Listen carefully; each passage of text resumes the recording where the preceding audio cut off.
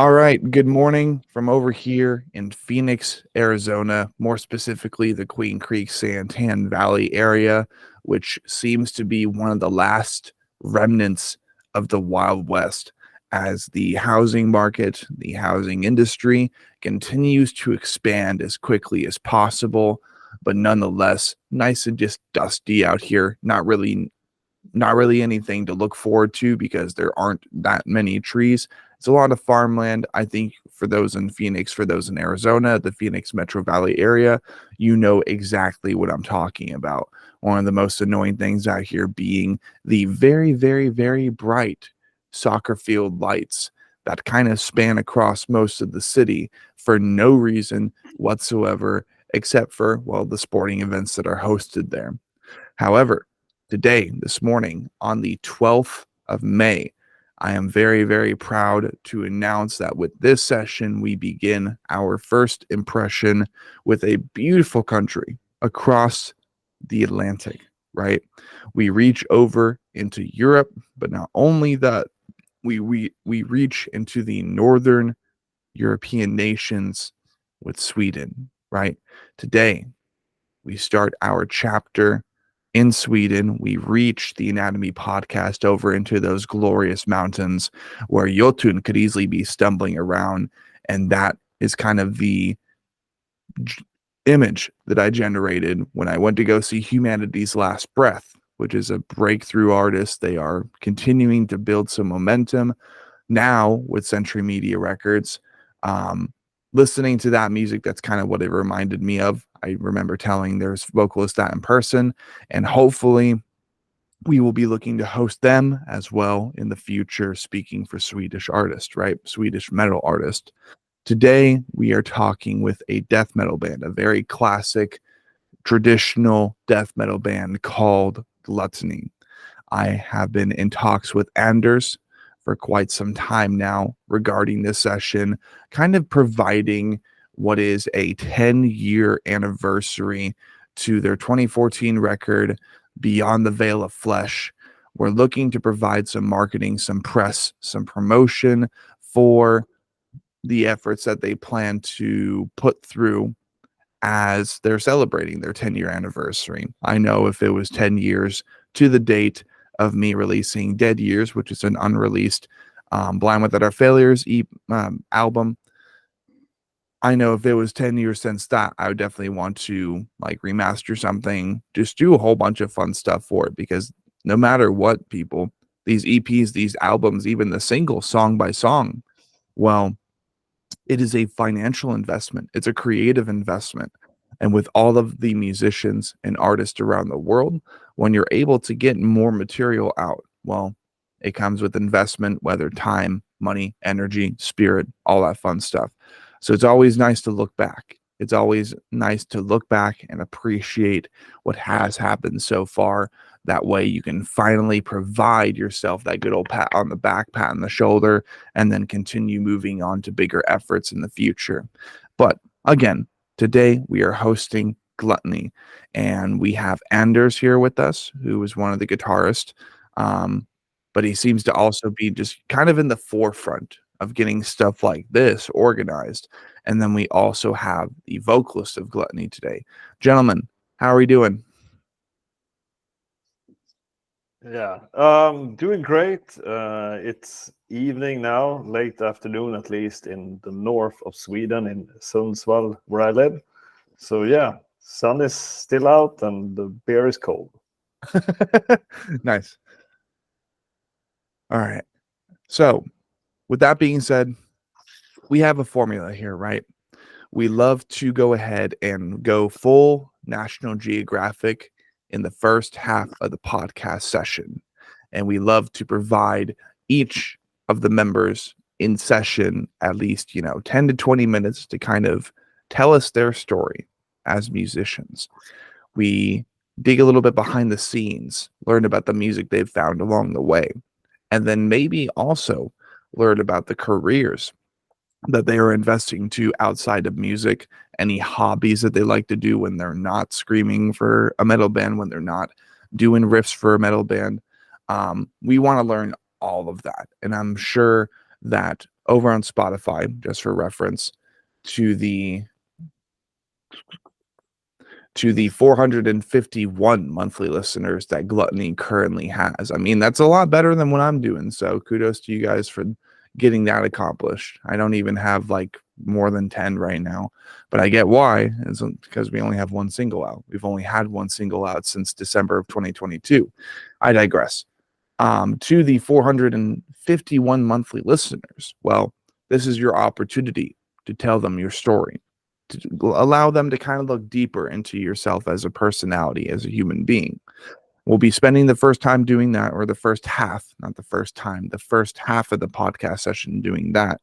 And then in the second half, well, we're looking to go ahead and learn about Gluttony, learn how the name got established, all that fun stuff. But indeed, I did send these boys the questionnaire, the new, more or less scripted questionnaire that we have for the Anatomy podcast. That way, the entirety of the session isn't so chaotic, and most of the answers involved with the questionnaire isn't so like just improvised. And well, when you're provided these questions, right, these more intimate questions, you kind of need time to process it, right? It's kind of like a first date over here in the United States. Like, you don't exactly want to walk into it and have a whole bunch of ambushed questions that don't involve more casual romanticism or chivalry, like breaking it down to elementary level questions, right? In person, if it wasn't a questionnaire, you wouldn't exactly want to be told who's your favorite philosopher when you don't really do philosophy. You're like, Edgar Allan Poe. Shit, that's a poet, you know. Like, you don't want to be caught off guard. That's not a great time. So, but now we kind of go Nat Geo mode, right? We're looking to make this both a visual and an audio session and an autobiography. That's a pretty good way to say it. I'm surprised I haven't used that word before on this show throughout our prior 76 episodes now, with this being episode 77. So you guys get the 77 mark. With that in mind, I'm sure you guys have the questionnaire in mind, but nonetheless, I'll definitely still pull up the document. That way I can, oh, my face is now getting bleach white. Okay, let's go. We'll go ahead and continue to pull up the questionnaire just to use for reference, right? But whether Magnus or Anders, whoever wishes to start first, I mean, first of all, well, let's go ahead and provide that more elementary level introduction. And what I mean by that is this, you know, obviously I can call you guys by name, but maybe the audience hasn't attached the voice to the name yet. So go ahead and let us know your name. Let us know what you do in the band, and maybe just like a quick preview, like a quick, like, and I also do this on the side, that type of thing. Cool. I'll let Magnus go first. You bastard. Well, I'm Magnus, the vocalist in Gluttony. I have been in the band since 2013. So I have recorded vocals for all the full-length albums and an EP. And also done quite a few live shows, of course. And besides playing in Gluttony, I formerly played in other bands, mostly black metal. So it was really nice to like go back to the roots when Anders asked me to join Gluttony as a vocalist, because I've been screaming black metal for like 15 years or something like that at that time. So it was great to be back Awesome. home. Yeah, no, seriously, it's always nice to return to familiarity, creatively speaking. Yeah. And I definitely hope to learn about all of these other black metal projects that you were in before. And I guess a part of me is like, oh, I kind of hit that right on the head. I'm recognizing the black metal elements in Gluttony with Beyond the Veil of Flesh. And I have yet to listen to Dragulus. Keep this in mind, which I'll definitely be listening to Dragulus after this session, right? Post-session. But I can definitely hear the black metal influences, and I am anticipating what will be the conversation with the one and only Magnus Odling Which I also love your last name, like such a cool last name, because I have a feeling I know like kind of how it pieces together and, you know, where the heritage comes from, because you guys are where you are. But thank you, Magnus, for introducing yourself. Anders, your turn, my friend. Yeah, so I'm Anders and I play guitar in Gluttony. Also founded the band, I think in 2009, I think it's official date. Besides that, live in the countryside, just like Magnus, but far from him, in the north of Sweden, in the woods. And musically, Gluttony is kind of the main project, but I have a side project together with the drummer and the bass player.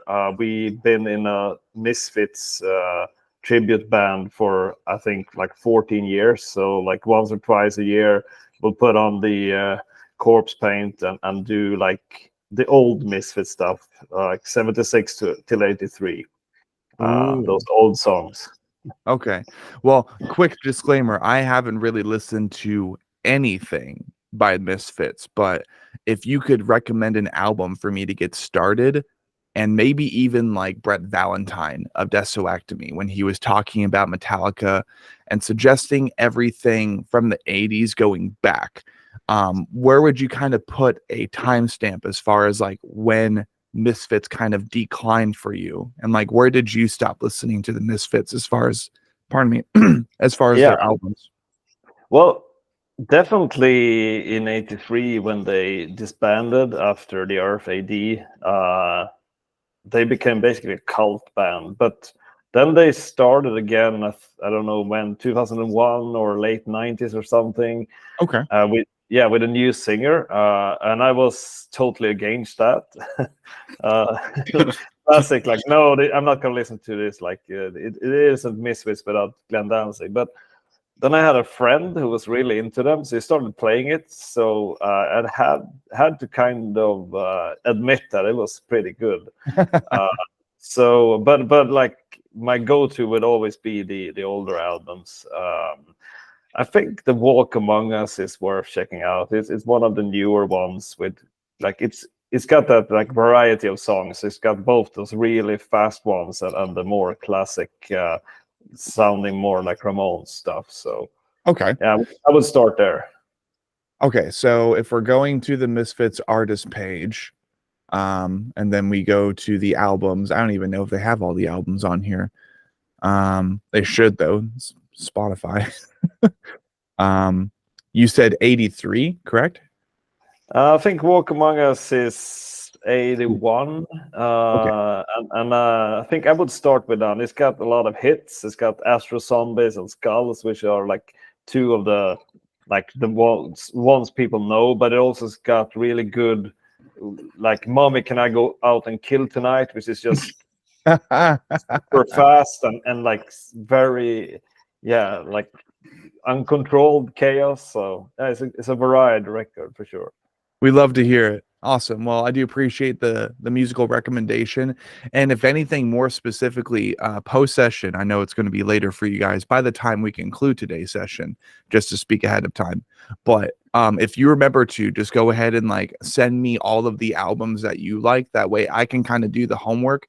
Because gentlemen, if I'm being completely honest, of course, I love the idea of being a music journalist, but like half the time I don't even feel like a real metalhead, because I jumped in 2012, and really only because of deathcore, this whole musical journalist thing. It really just started with that. So there was so much music that I missed out on growing up because, well, I was raised in a house where my father and his mother, so my grandmother on my father's side, they were absolutely convinced I would become this just outrageous, outlandish, just violent kid if I listened to metal and rock. So they even scolded my poor mother, love her to death. Happy Mother's Day, by the way. They scolded her, and they're like, you can't let him listen to that. He's gonna turn into a Satanist and all this other shit. It's so funny. But because of that, simply said, there was a lot that I missed out on. So now it's like with Sean Cross, with this growing, this steady snail pace growing platform, it's time to do the homework, people.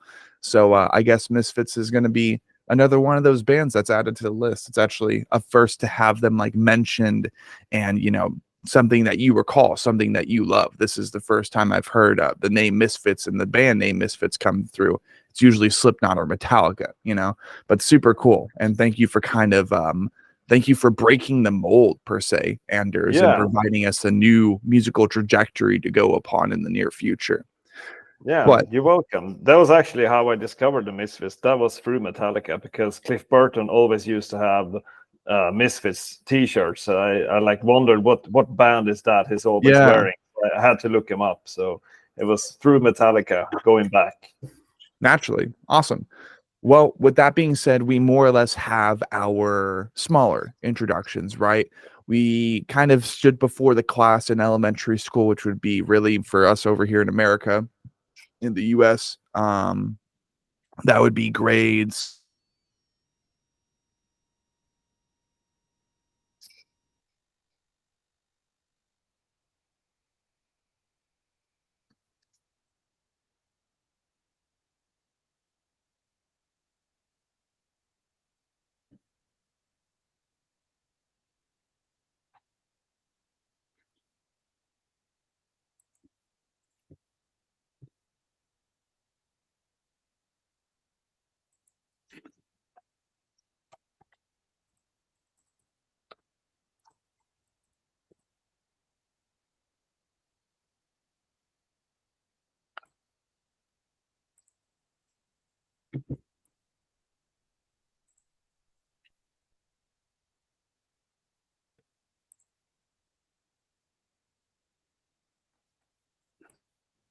Where did I leave off, boys? Yeah, this time I was good elementary school. Yeah. Grades. Dude, this is what a process. the joy of technology. Right. So where did I leave off? Yeah, you were elementary, putting grades. Right, absolutely. So speaking upon that briefly, we have our more casual introduction. So now I do believe it'll be a great time to kind of try to embody David Attenborough, but I can't really do a decent David Attenborough impression. This is going to be the autobiography part. So whoever wishes to go first, whether we want to enact frontman syndrome and have Magnus Odling go first, or we have Anders Haden go next or go first, whoever wishes it's to go time first. For Anders to be first. Let's do it. Yeah, let's have the founder speak for himself first. So in that case, what I want you to do, Mr. Anders, is go ahead, quote, take 10 to 20 minutes to provide the audience and listeners a roadmap from start to finish, ending with you joining Gluttony, you founding Gluttony, because you're the founders, not joining Gluttony. You fucking forged it. You made it. So let's go ahead and learn the story of like how you got into music, how you ended up being a guitarist, and even behind the scenes, a lyricist. Like I know you work on some of that as well behind the scenes, and then have Magnus come in. You even record some of the vocals, which is like, dude, extra credit to you. All the brownie points. So let's go ahead and learn your story. Take it away. Cool.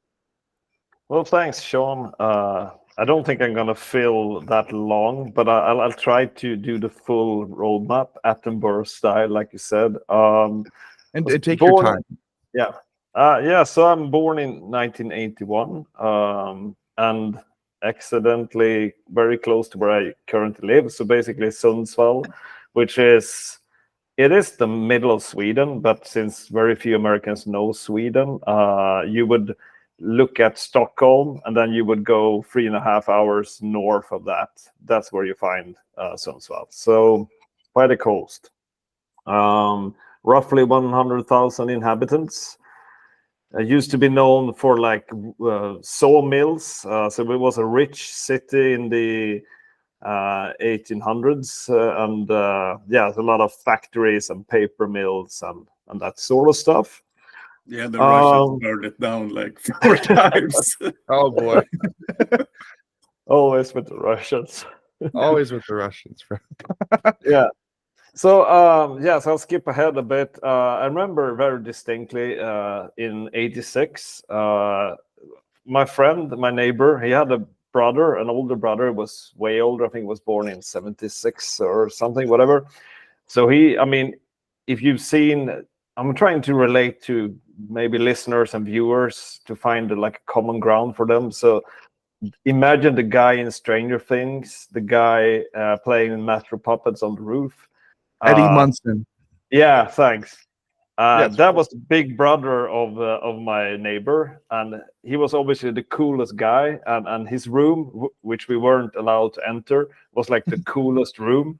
There were like newspaper clippings and posters, and it was insanely cool. So we we used to sneak in there and like look at all the records and like, yeah, really blown away. I was like 5 years old. So one day he came by with a mixtape. It's like I was seeing you guys like sneaking into my room, all the stuff. So here's a mixtape. Like, don't go in there anymore. And it had all like obviously a lot of 80s stuff like Twisted Sister and Europe and like Guns N' Roses, but it also had Iron Maiden. And that to like a 5-year-old, I was like, whoa, this is some cool shit. So heavy. Yeah, exactly. And like the Number of the Beast, the album cover, I was like, yeah, this is some dark shit. So that was like, I was hooked from there. And then I started obviously, I think CDs came around closely after, so I could start to buy, like with any allowance I had, to start to order records, and I found like thrash metal. So obviously Megadeth and Metallica, and eventually I found Slayer. And then I thought like, whoa, now you can't get any like louder, faster, and like more evil than this. Like this is like the mother lode. Like this is the most brutal how you can get. So I thought that for a long time, until I got to middle school, and a new guy moved into our class, Tony, and he lived really close to school. So whenever we had like longer recess, we could like run over to his house, and he was sort of like the incarnation of my old neighbor. He had this really awesome. He lived in the basement with all the like pipes in the roofs, but from the pipes he had like chains hanging down. It's like a really cool room. With a vinyl player, and he had these most awesome records. So he showed me I remember 2 records he showed me. The first one was Dismember. It's a really good Swedish band, really old, like the first wave of death metal. They had an EP called Pieces. So all the band members' heads are severed and they're tied together. The hair is tied in a knot. And I thought like first of all the album cover, and then when you put it on, obviously Slayer wasn't the hardest I had heard. So I was like, I don't understand this, but I want to understand this because this is cool. I need to learn to like this. Basically, it's like when you try coffee for the first time. I guess it's like like coffee. Yeah, exactly. I need to learn like an acquired taste. And the other album he had was Death Crush by the Norwegian band Mayhem. So there's a lot of severed hands hanging from like a pole or something. Okay. And I didn't understand that either, but like this is some new shit. So that really opened up like death metal and black metal. And then I started like, and you have to understand like late 80s, early 90s was an insane period of new music. Yeah. Like you would go to the record store and like all the bands that are now like cult bands, they had like released their first album. Yeah. I still have the Cannibal Corpse Hammer Smashed Face, the EP. First time I listened to Barnes, and once again, like I don't understand this.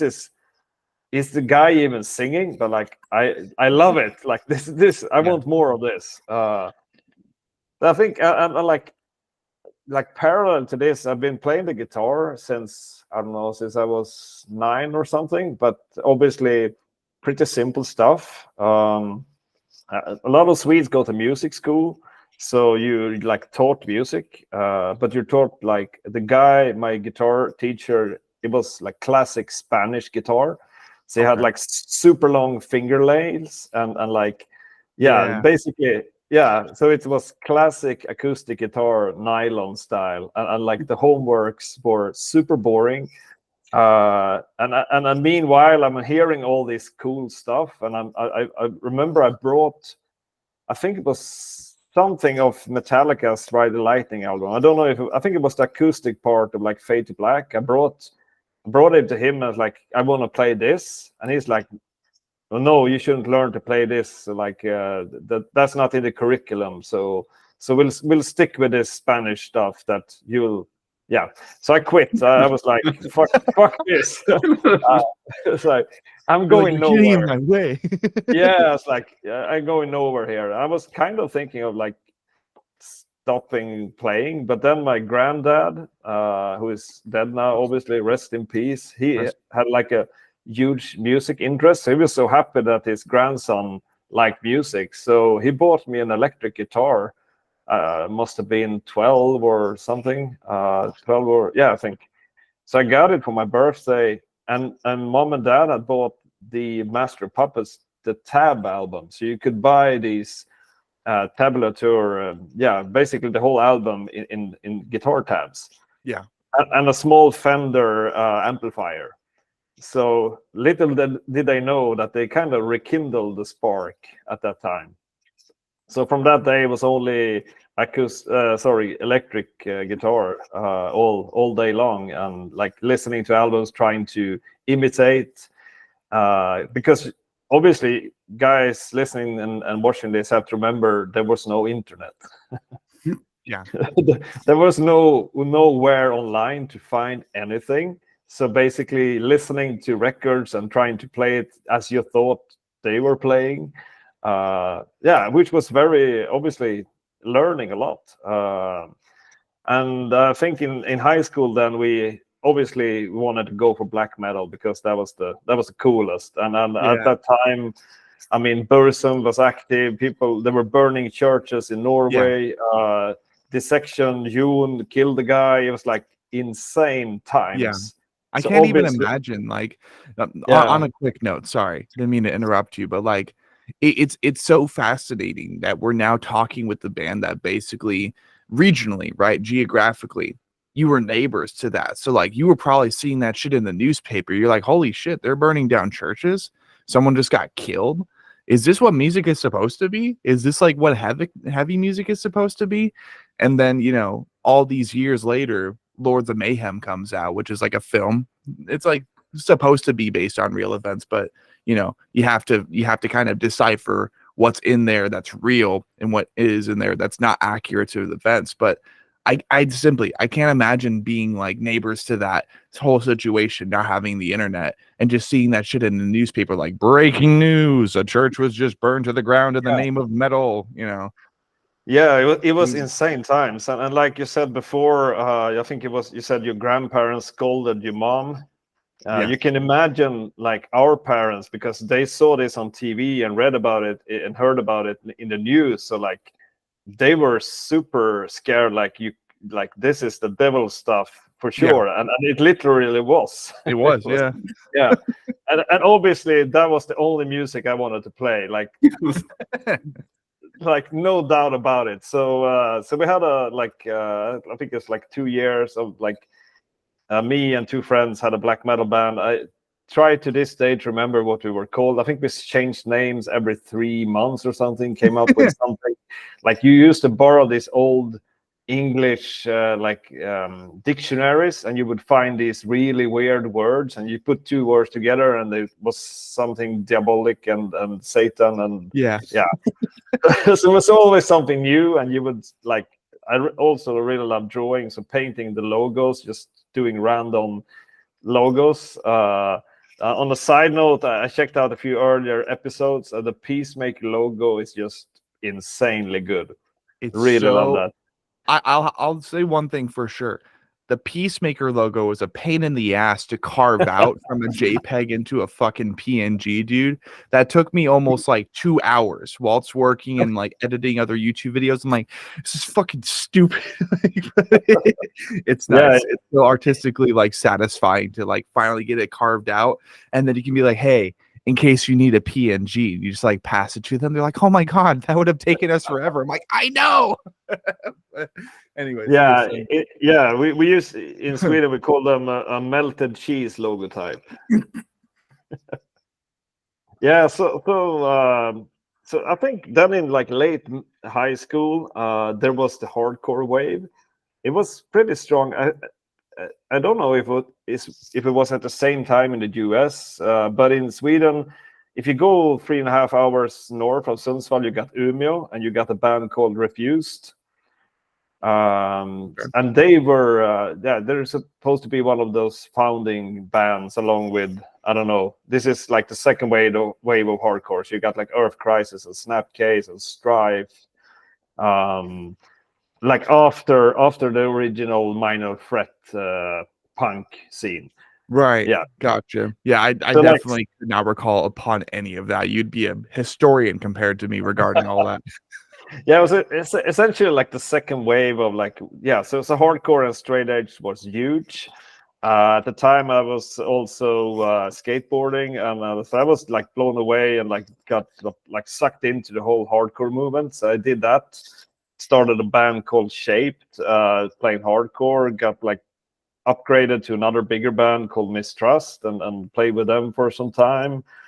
And then from hardcore, this was kind of, I would say, System of a Down, Slipknot, Soulfly, maybe Fear Factory, Machine Head, definitely Pantera, like those like borderline bands. I don't know where to place them musically, but like groovier stuff. Yeah.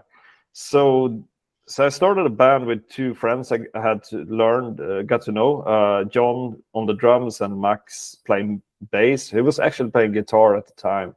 And we started a band called Osmos, which was pretty, I would say, Fear Factory, Machine Head, Soulfly influenced. So it's a lot of groovy stuff. Not so much speed, more of like groove and like death metal vocals. Did a demo, played some shows, and then like it was funny because me and Max and John sat down talking, and like all of us at the same time were like, we missed the speed. Like this is like, it's fun to groove, but like I'm missing Slayer. And a Swedish band, The Haunted, had just released their first album. So it was like, we want to go more towards this. Like we want to just do thrash death metal. At the Gates, obviously a big influence at the time. So we started a band called My Own Grave in 2001.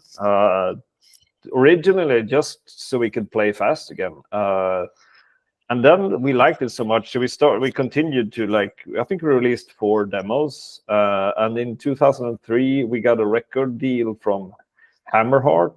They just switched to Carmageddon Media, basically the same guys. Probably some legal matters made them change. Most likely.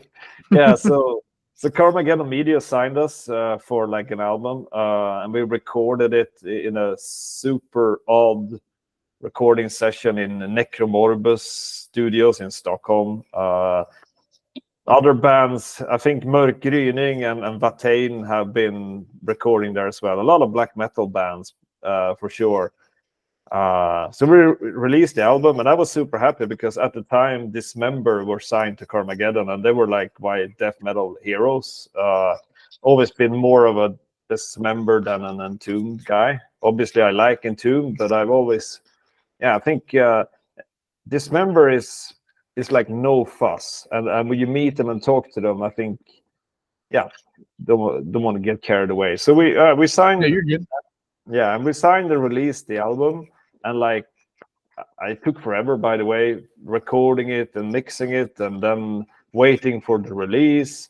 So I think 1.5 years after we signed and it finally came out, then Carmageddon had like bled dry, so they were out of money and they went bankrupt. Oh shit.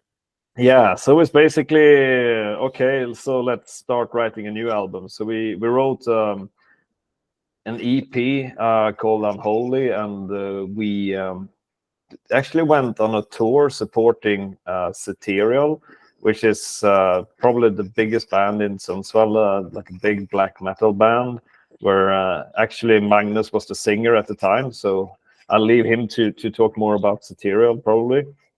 Yeah, and then we recorded like our magnum opus, like the final. We didn't know it was the final record, but it turned out to be. So we poured like everything into Necrology, which was the final album. And at the time, like it took so long to write the song because we were nitpicking everything, and we wrote all the songs together in the rehearsal space. So, and it was so like, yes, I'm really proud of that album till this day, and the lyrics. I wanted the whole album to be centering around different aspects of death. So I don't know. I spent like hundreds of hours on the lyrics. So yeah, so everything we poured really everything we had into that album. Released it on Pulverized Records, as a really good Singapore record label. And we did a tour supporting Demonical. So, and also we did a tour supporting Vital Remains, European tour. And after that, we were kind of exhausted. Like we got back into the rehearsal space and we couldn't write songs. Like we'd done this already, or like this isn't good enough, or this isn't fast enough, or this isn't complicated enough. And at the time also we were playing insanely fast. I would say if you check out that album Necrology, I would say it stands pretty strong still today. A lot of blast beats. A lot of riffs. It's a lot of riffs and super fast. So it took like forever also to rehearse for like going on tour or just for a show. So it turned out like in the end it was less fun than it was work, actually. At that time I found a heavy metal pedal on eBay. I was like, shit, I want this. So I ordered it and I tuned my guitars like way low, and I started just playing around, writing like this simple old school riffs of the early 90s, the stuff that I like grew up to, that I like, simple. And as it turned out, in like I think in 2011, we actually disbanded Man Grave because like the energy wasn't there. And there I was with I've been writing a couple of songs that I liked, and then I figured I've been playing with Max and John for so many years, and I want to continue. So I asked them to join what was to become Gluttony, and then we hired Johan of Demonical, which we met on the Demonical tour. He's got this really great old school Swedish death metal voice. So that ended up becoming the Coffin Born demo in whatever year that was, 2012 maybe. And that would bring us to Gluttony, which I believe would be the conclusion of my Attenborough journey. Well, I do appreciate the background that you have provided so far and the story that you've told. We've learned so much about you already, and I mean, with you being the foundations of Gluttony, one can only hope that there is like a great number of different bricks condensed with information, with history, with legacy regarding where you came from, the other projects you participated in, the homework that you did to understand what it's like to be in a band, and then, well, obviously the effort that we are doing press for today, that we're providing spotlight for today, limelight, right? Because sometimes it doesn't have to be such a blinding spotlight. Sometimes it's just a dark room with like a very, very soft ray of light, but nonetheless, emphasis, right? It's important to get these pieces together. That way we can kind of understand Gluttony, not as one person, not even as just its founder, its bones, right? That being you, Anders. Sometimes that is only the beginning, because then we learn about the tissue. We learn about the skin tissue, the nerves, the blood pumping through. And then, I mean, for me, for the most part, the collective understanding with the anatomy of a band is that the drum would be the heartbeat. The bass would be the process of you being able to hear the heartbeat, but there's like a little bit of amplification, and maybe there are imperfections in between, but more or less, you know, that just kind of rides the tailcoats of the anatomy of Gluttony. So now we understand the bones. We understand why the bones of Gluttony creak, as if it is an old ship on a merciless ocean trying to traverse all of these insane waves that roar like monsters, roar like behemoth, maybe even whirlpools, you know, start conjuring in the oceans below, in the depths below. And you have to traverse and kind of get this ship, get this vessel away from those whirlpools. That way Gluttony doesn't go under. Well, that would also be the creative process. So many different analogies, so little time. Let's not waste too much of it. So, with us now covering Anders' story, the person I've been in contact with this entire time, the person who helped me get this opportunity organized in the first place. Again, Anders, thank you for telling your story. And now, Magnus, let's go ahead and get full circle. Let's go ahead and enact some frontman syndrome. Take it away, sir. My story is pretty similar to Anders. I'm also born in 1981. And my half-brother introduced me to Guns N' Roses in 1987. But I was not interested in Guns N' Roses at all. I was interested in the band that was on his shirt. It was the most awesome image I've seen in my entire life. It was an Iron Maiden t-shirt. It was so fucking badass, and still is to this day. So it started there in 87 with, of course, Iron Maiden. Then soon after, Metallica, of course. Master of Puppets, still to this day, one of my absolute favorite albums, say, with Ride the Lightning.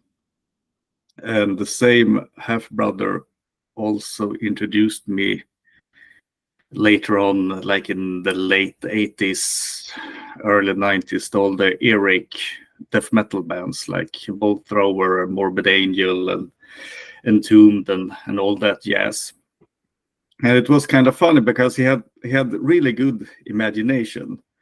So many of the times he just explained to me how these bands sounded, and explained to me how the album covers looked like. So it's like a story time when he told me the magnificence of the cover art of some Sodom album or something like that. So I was so pumped up even before I heard a note. And then I continued listening to, well, metal in general, thrash metal, of course, then death metal. And then in the 90s came black metal. And I'm still stuck in 1994, 1995, I guess, because that genre really blew me away, and still is so special to me so many years later. And then regarding my own musical adventures, as anyone who has ever tried to start a band, you know that it is almost certain a lot of issues from the get-go. Just finding the correct members, finding a decent place you can rehearse, learning the instruments, and so on and so on. So it was quite a rocky road, so to speak. But the first real band I joined was a band called Diabolical from Sundsvall. And we recorded, they are still active, but I recorded 3 full-length and an EP with those guys. And then I switched to Satirial. I joined them in like 2004, maybe, something like that. And stayed with those guys for like, I think it was almost 15 years. And I recorded 2 albums, 2 EPs, and did quite a lot of touring. And then besides that, there has been a lot of side projects, some of which has been released, and some of which were just collecting dust on my hard drives, you know. But mainly I'm a vocalist, but over the years I have learned to play, guitar, bass, keyboards, and the last couple of years I playing drums. So right now drums is the most fun. It's also the instrument you can get the most angry at. Exactly. Because it's less of an instrument and more like a mental challenge. There's so much going on mentally when you're trying to play drums. You're like blasting away and you think like, I'm some hot shit. And as soon as I think that, okay, I will do a really awesome drum fill right now, or I will try to hit the cymbal with the left hand or something extraordinary, it's very easy to become a full brain fart. But it's a fun instrument. And I also think that it's great to learn as much as possible, because I think it's easier to get a bigger understanding of how like music works, and how it's easier to convey your idea to other musicians. Otherwise, it's really easy for like the vocalist to be like this tough guy who just play some really kick-ass bass kicks on this part, and the drum goes. So that is impossible. So it's good to have some knack of it. And that's more or less it. I joined Gluttony in 2013 and going strong since. I think our biggest dip was the last album, because when we started to record it, COVID hit, and we also lost our rehearsal place. So we had to build like a new rehearsal place at our drummer John's. But it was a learning experience that also. Naturally, yeah. There was so much that changed, and like when you really think back, even after 4 years or 3 years technically, with the pandemic really kickstarting in February for us over here in the United States. I'm not sure when it like really took effect for Swedes or anybody over in Europe, but it was just so different. Things changed. And you had all these phases as well. Like I remember it was in February as well when the news came. I think people started getting sick in the Alps in Italy. And at the same time, Donald Trump is saying like we'll be in the churches. Everyone will be in the churches for Easter. Like this will just blow away. So like the first 6 months was just that chaos of like, what is this, a flu or is it like a deadly pandemic? Right. So it's like no one had any clue. Yeah, and I mean honestly, it's weird to think back on it now that, and like this is official, this is on public domain, so this is not conspiracy or anything, but like FDA and like other organizations that were involved with making the vaccines, at least up in Canada, they are now issuing public apologies for like causing people and depriving people of job opportunities, and even getting some people unnecessarily sick with some of the early versions of the vaccine. Like some people took the early versions of the vaccine and they died. And well, now we're learning it was kind of a cruel worldwide experiment. Like it definitely was a disease. It definitely killed a lot of people. It got a lot more sick. But at the end of the day, at least over here in the US, like all the people that were like given tens of thousands of dollars to be like, if you don't get the vaccine, you're a chump. And like basically this prejudice was developed in record speed because they wanted everybody to test the vaccines, even if their immune systems were perfectly fine. Yeah, it got political real fast. It got political real fucking quick. But the thing is, not only did it become a political thing, but like quite literally it was worldwide peer pressure. when you didn't get the vaccine. Like, you couldn't get a job, you couldn't go to concerts. The music world isn't returning anytime soon. You might as well get used to that.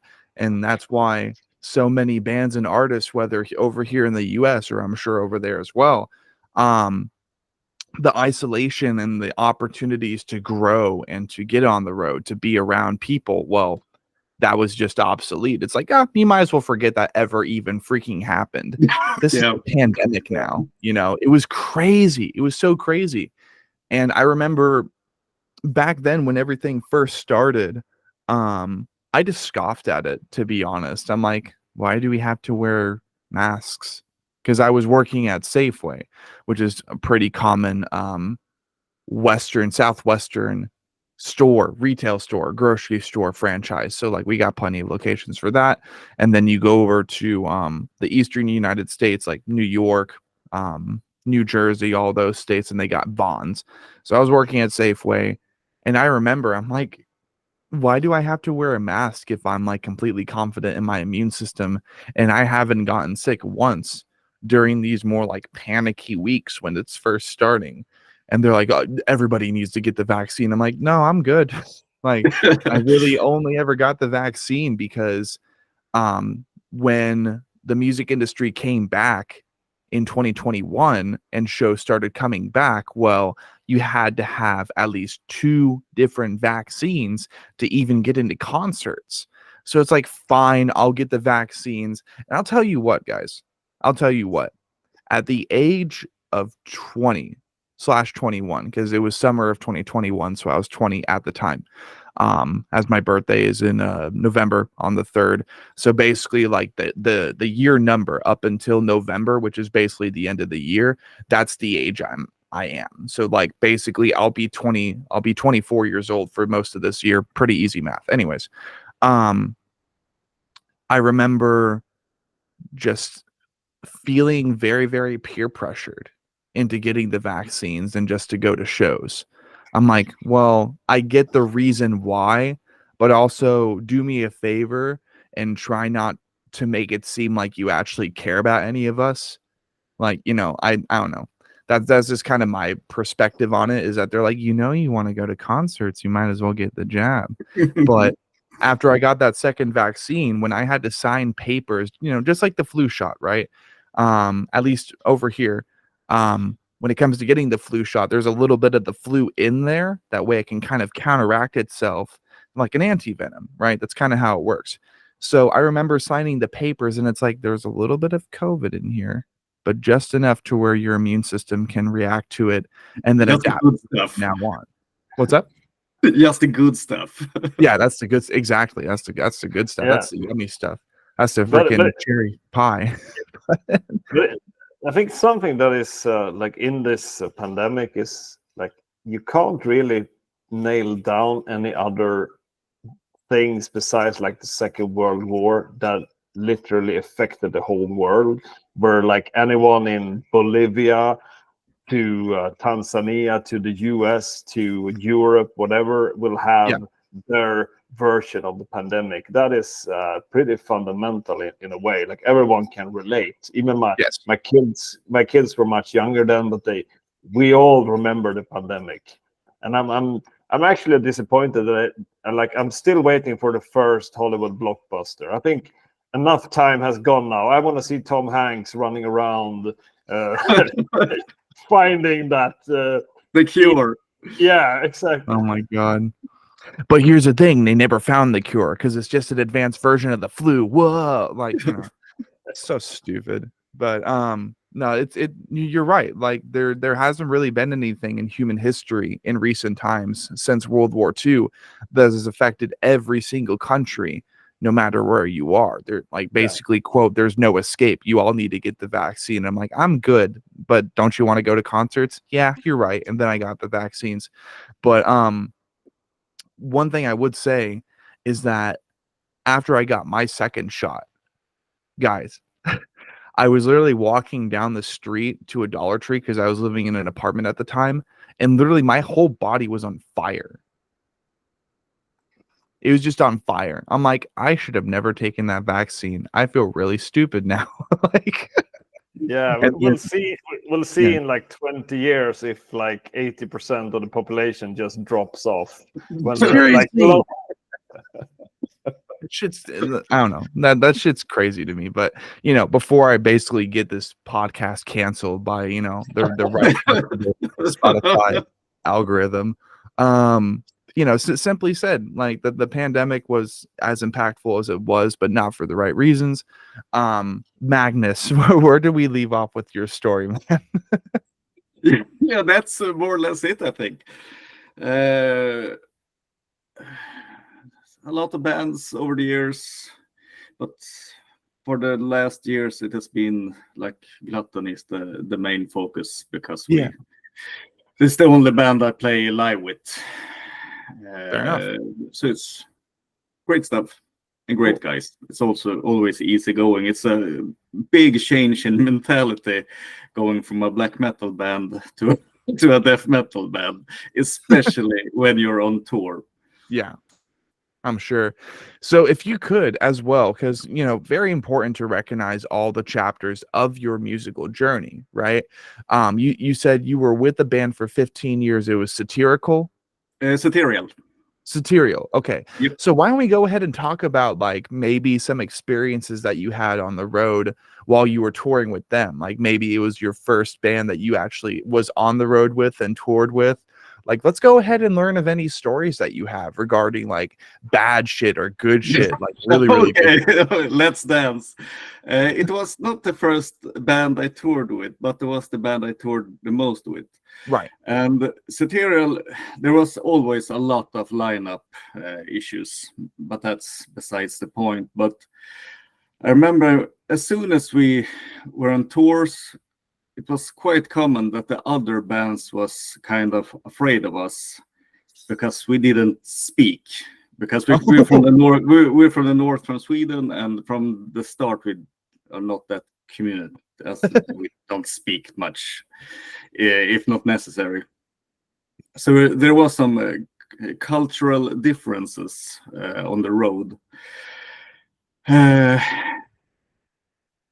So that's one part. I remember it was Yvonne Onilar from Dark and Nocturne Slaughter Cult. She actually told us at the show, but hey guys, you should really start like saying hello and greeting people.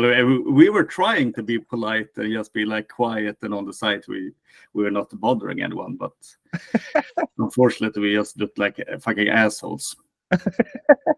And you're like human beings are a stain upon humanity. That's what we. Yeah, but like these guys must be really fucking evil. And then when it comes to black metal, there's always every day there on tour. There's a lot of strange like situations. You're going backstage and like you're really thirsty, and the only thing you want right now is like to open the fridge and take out like a cold beer or Coca-Cola or soda or something like that. And you open the fridge and there's nothing to drink, but there's like 4 pig heads bleeding in there because like the support band. And after a while you get kind of blasé, so you go like, oh well, no drinks today either. Oh my god, that's so funny because like I was just thinking about that too. I'm like, he's gonna open the fridge and there are some severed heads in there or some shit. Yep. Like, and always the issue with like finding blood. You can use, of course, theater blood. The issue with theater blood, it's least not real. That's a huge part of it. The other part is that it gets stained. Oh my god. So half the tour you go around like pink in your face because oh my god, so real blood is much better, but it's kind of hard to find fresh. Yeah. And the old blood tastes kind of bad. Kind of tastes metallic. So instead a while we had like dried blood we got from the butcher shop that we mixed with water to a great consistency. And it's a lot to do. it's a lot as it is when on tour, like tuning the guitars, finding all the members, broken cables, the kick drum is broken, and on top of that you have to like find some blood or mix some blood or find your cable under a heap of pig heads or something like that. So every day is an adventure. Not always worth it, but almost all the time. But on the plus side, there is a unique atmosphere with black metal with all the theatrics, and if done right, it's really awesome. Yeah, but it's really easy that you go into Spinal Tap area where it just becomes silly and stupid, you know, like tripping over pig heads and slipping in blood. And I remember one time we played in Maryland Death Fest in Baltimore. Okay. And it was cold as hell in Sweden. So we flew over to the US and we expect, well, if it's cold in Sweden, surely it must be really cold there also. It was not cold at all. It was not cold. Like the hottest day ever. And I played like in a jean jacket, like a leather jacket and tight jeans and boots and all that jazz.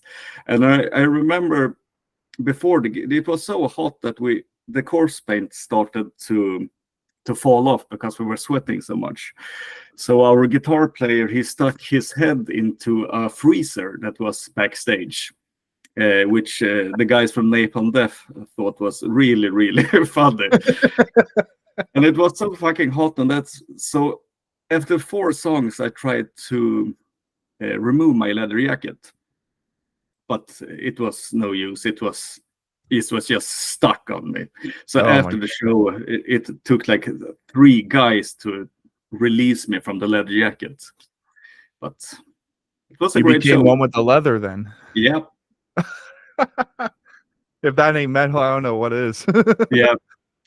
And that's actually a tradition we have with Gluttony also, that we play in leather jackets live. No matter how hot it is, no matter the cost.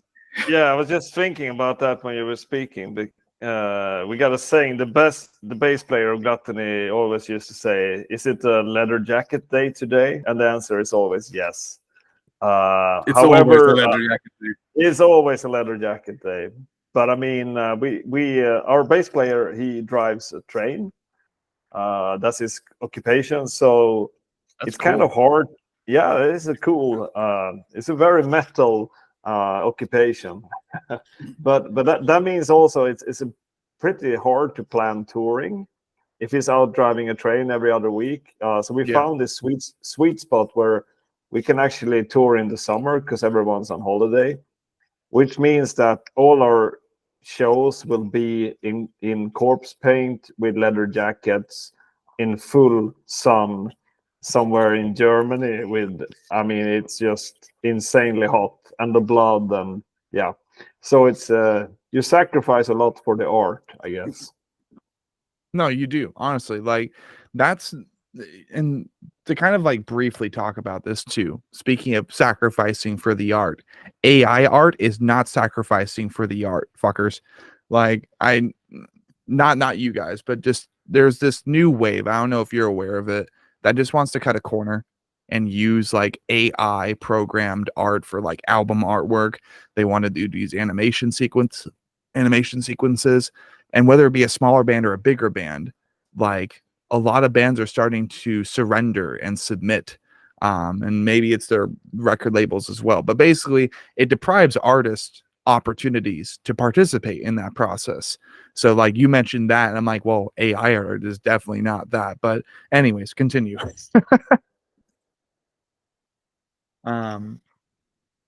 Yes, like the latest D-side album cover that is a bit problematic, because I get that it's really cheap to use an AI cover, but nobody is going to buy that shirt.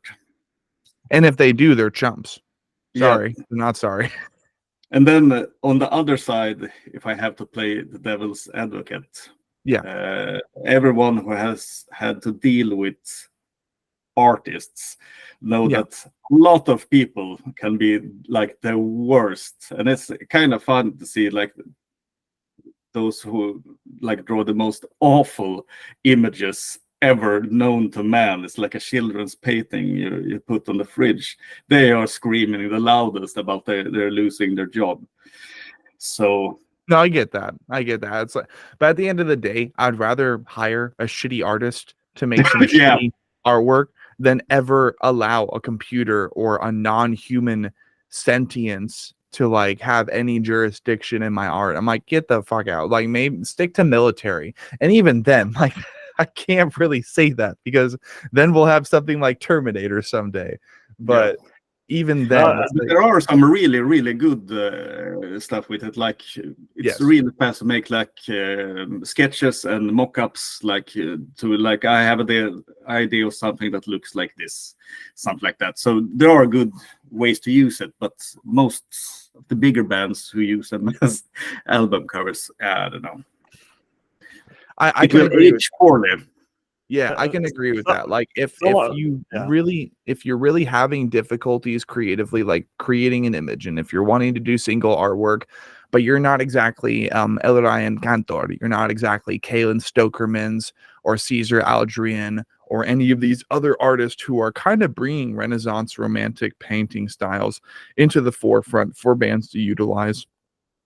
If you don't recall yourself with confidence, with gusto, as someone who can paint or draw like that, of course, doing a sketch, trying to get ideas off of AI, I can't exactly say no to that, because even being an artist myself, since I was very, very young in my single digits, I understand the creative block that can come with it. But when you're using AI art for the final product of your creative image, that's the issue to me. Because I mean, a lot, and it's strange that it's the big bands. I mean, you could imagine a demo band with zero money doing it for sure, but like this, some of these AI covers is like in the mid 90s where someone found Photoshop for the first time as well. So we're gonna do like Photoshop glow and bevel on everything. So it just looks like shit. So it's like. Like this, it's just horrible. I mean, to us, I mean, I'm with Magnus as well. I think every leap, it isn't all bad. It's just the way you use it, and for sure, Dayside and some of the others haven't really been using it right. For us in Gluttony, like, I think one of the best parts of like, obviously this goes to music as well, like. Something that's very trendy and has been for a couple of years is to release singles, because if you want to amass streams, if you want to get an online audience, it's much better to release singles than release a full album like everyone used to do. And we're a bit old school when it comes to that. I really like the process because it's a fucking blood, sweat, and tears process to put together a full album. It's absolutely. Yeah, it's super hard. Like, it's to get like 8 or 9 or 10 songs that are really good. It's really hard work. And to me, whenever you come to that place where you're finally getting done with the album, to be able to look out on talented artists and find the right one to do the cover art that really sums it up, to put like a to illustrate the music on the cover, I think like that's the best part. Wouldn't want to skip over that at all. I think we've had tremendous artists. The LP, I found the guy Jeffrey Sornov, an American, a fantastic, amazing artist. Coincidentally, has done some work for the Misfits. I think that's how I found him. So he did the cover art for Beyond the Veil of Flesh, which is just brutal, so raw, and like it's a perfect fit with the album. And for the second album we had Mark W. Richards, who did Cult of the Unborn, and now we had Karmasi do Drogulus. It's just like kind of the best part to find someone to capture the album on like. And on LP, it's just amazing because it's so big. Yes. Like, And honestly, it's really No, sorry, I didn't want to interrupt you. I was just gonna end up with like that's like one of the things that bothered me, that we went from LP to CD to like a fucking thumbnail. I mean, talk about like, yeah, just blows my mind. Yeah. And here's the thing too. Like, I love that me and you kind of share that passion, that like love for the process of creating singles, those singles building up into an album. And then if you don't exactly have like an idea of what you want for an album cover, you kind of just window shop, right? For me, more specifically, it breaks down to the process of like, okay, what do you want your fans to see when you unveil a pre-order merch spread, right?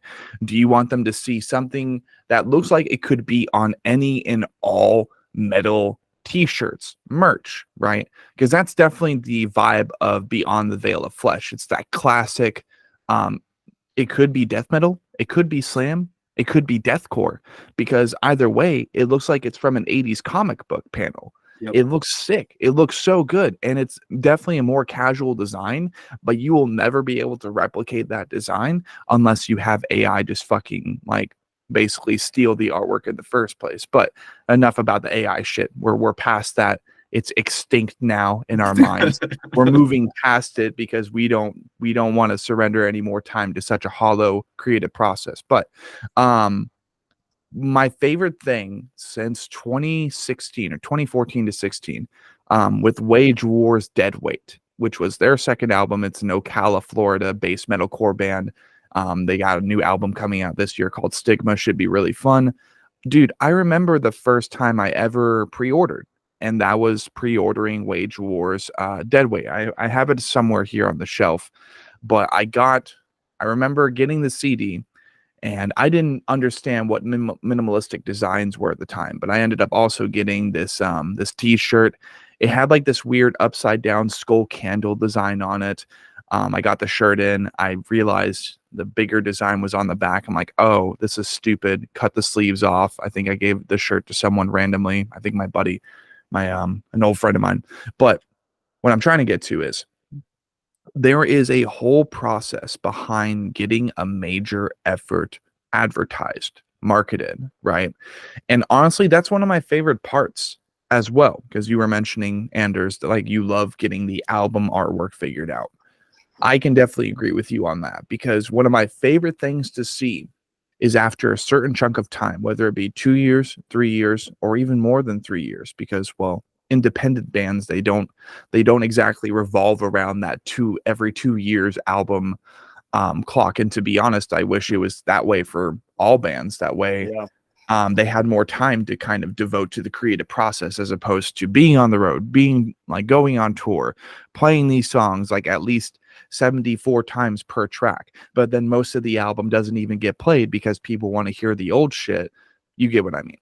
Yep. There's so much that goes into it, but then after that chunk of time while they're on the road, somehow they also have the time creatively to go ahead and start just, boom, boom, boom, boom, boom, getting the concepts ready for the next album. Like, it never stops. It almost like it makes the creative process for being a metalhead in a metal band who wants to be consistent, who wants to stay relevant in accordance to today's algorithm, social media, Spotify, streaming services. Such a fucking mess. But like, from an outsider perspective, it's like there's such crackhead energy that has to be involved with sustaining a metal band. It's not even funny. It's like, okay, we got to get an album out every 2 years because we're on this label now. They want us to make really good merch, but we don't know where the fuck the album artist is. Who do we got? The guy from the Misfits. Do you think he's willing to do some album covers? Because like, I think we really, really need the Misfits album cover guy. And meanwhile, your creative team is like, how many lines did you snort before you started this conversation, friend? Like, that's insane. There's like, I don't know. Yeah, it's insane. I remember there was a long period where you could just say it's a Nuclear Blast cover. They had the same guy doing everything. Very practical, obviously. And I remember also I haven't listened to them for a while, but I used to really like the Polish band Wader. and they had this insane rhythm, like cycle of producing. Basically, I think it was every 2 years an album and every year an EP, and like between that at least 200 dates tour. So like simply like a machine, like a musical machine, I guess. The Great Eternal Music Machine is what I call it. Yeah, and I'm fine with that. That's just not for us. We seem to have like some kind of 4 year. If you look at like the earlier, like the release tempo of Gluttony, it seems to be like 4 years between the albums, and apparently that's our rhythm. That's like the years we need to get everyone together to write the songs, and yeah. So Not forced the process, I'm sure. Yeah, definitely not forced. Just finding the time, and I think for it to work as well, Magnus was a bit into this when, like, for everyone who ever tried to start a band, like, it all comes great down to the people in the band. Just are your schedules able to work? Are you having the same vision? Is someone wants to like just play music and have fun, and another one wants to like tour the world? There's gonna be some tension in that band if you're not on the same level. So like just finding a couple of guys with the same like life tempo goes a long way. The same circadian rhythm. Yeah, I'm pretty sure that's what it is, because like circadian rhythm also like goes into like sleep cycles, and if you're diurnal or nocturnal. Yeah, that's definitely the first step, is finding people who want to work on the same level that you are, but also want to take like they can all come together and agree upon like a rhythm, a schedule, and how often they get music out without forcing it.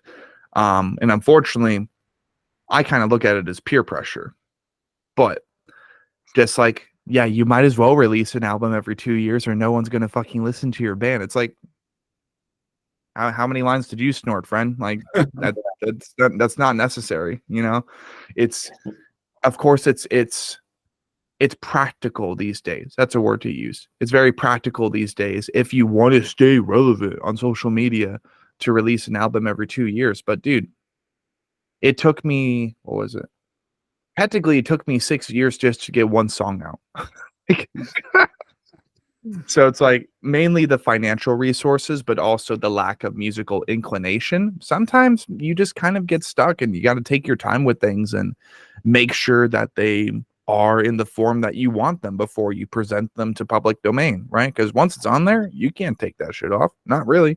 So it's like, take your time. But nonetheless, right? Magnus, we were talking about your time in Satirial. Yep. And you mentioned that it wasn't your first band that you ever toured with, but nonetheless, you had a great many experiences. You understood black metal culture with this band. Seems like a very, very messy culture in seems like a very messy branch of counterculture music. So what was the first band that you ended up touring with? And can you recall upon like basically how your first couple touring experiences were? Yeah, the first band I did a real long tour with was a band called Diabolical. And we went out in, I think it was 2001 or 2002. I don't really remember, but the early. Man, I was a baby back then. It was 30 days. We were supporting Amon Amarth was the headliner. Then we had Vomitory, Kalenish Circle from Holland, and Sins of Omission, some guys from Stockholm. And we were pretty young back then, and being like in your... Well, when you're 20 and going on tour for 30 days, you don't always make the best decisions. Right. And there was a steep learning curve, like how the economy works and so on. Because I think we were broke after like the first gig. and we have to push our tour bus because we played some Nintendo during the night, so the battery was dead. So we had to push it. We didn't have a toilet on the bus, and we were 2 bands and merch. I think it was like almost 15 people in that bus, and no toilet. And day one, we started to pee in empty beer cans.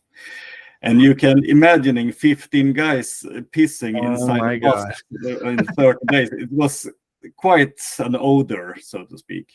But that bus also broke down, and we had to rent cars and like go with taxis, and no food, and everyone was hungry and tired and sad and sick. It was raining into the bus. Oh my God! Disgusting. I think I didn't shower for 2 weeks. After a while, everyone just gave up. So it was just the worst, but it was a fun experience afterwards. It's like it was a learning curve. Yeah, it was more or less like doing military service. It's oh my God, fun later on. Yeah, it's fun to look back upon. Yeah, but when we were in the middle of it, it was the worst. Oh yeah, like talk about starving artists, man. Like that's a true definition of shit like that. Is when you're having to piss in beer cans and you're literally not showering for 2 weeks. You might as well be homeless, and you're just like, yep. Yeah, homeless has it a lot better, I guess. But we had some luck that the guys from Vomitory they were quite accommodating. Yeah, very accommodating, really friendly guys, and they were also a little bit older and had better experience. So say they saw where this was heading, like gave us some food and Swedish tobacco and some booze and like a pat in the back. So it was really great. How was your experience with Amon Amarth on that tour? Because I know back then it was a little bit different. It wasn't always to where like every single opening band was like interconnected with the bigger bands. This was like the early 2000s. So it's not exactly like today where every tour is like, we're about to go on tour with our brothers, with our pals, with our buddies in this and this and this. Like, buy the VIP tickets. It wasn't always like that back then. So, I mean, no, not at all. They were like just a couple of years before their big break, I guess. Right. So they didn't bring that large of an audience. So there were some parts of the tours there were talks about the tour being canceled because there was so little people coming. Fortunately, the whole tour went as expected, but I guess some of the guys in Amon Amarth were really friendly, and some other guys were more on the asshole side of things. But in retrospect, I think we were like some 20-year-old assholes from the northern parts of Sweden who were like kind of fanatic into what we were doing, and they were some older guys from the capital, Stockholm. Yeah. So there was some cultural differences, right? I guess. Not to be like, and disclaimer to everybody who might be listening, when this comes out. By me asking that question, I'm not trying to be like fucking Keemstar back in the day, literally asking these clickbait questions to start fucking drama, but more or less, it's just offering that transparency and getting it confirmed from people that back in the day, whether it be lack of internet, whether it be lack of social media, or just how everybody was like kind of focused in on their own path. All I'm saying is that like not everybody was just like the best of friends. And to be honest, even these days, it kind of makes me cringe when every single tour, every single festival, every single like tiny leg of shows, one can't help but feel that some of them, they're just like, they call these bands their friends. They call these artists their friends. That way the networking feels more organic. So it's like, just keep that in mind, people, not to be like a buzzkill or anything, but sometimes that isn't the case, and not everybody in the scene are friends with each other, but most of them are. Just, kind of trying to provide that realism, because if you walk into the scene, for example, through this podcast and other mediums, maybe you're just getting started, and like the first impression that you get is, oh yeah, everybody's friends with each other, all the record labels are friends with each other. No, they're not. Like there has to be a sense of competition in there, and not everybody gets along. There are some artists and bands who have there are some bands and artists who have their secrets, who have their personal life separated from their business. So just keep that in mind. Just trying to offer that transparency. That way you don't walk into it like I did, thinking everybody was buddy until you learn about certain things behind the scenes, and you're like, oh fuck, they're really not buddy. So yeah, especially during like the mid 90s, when the black metal craze was the biggest.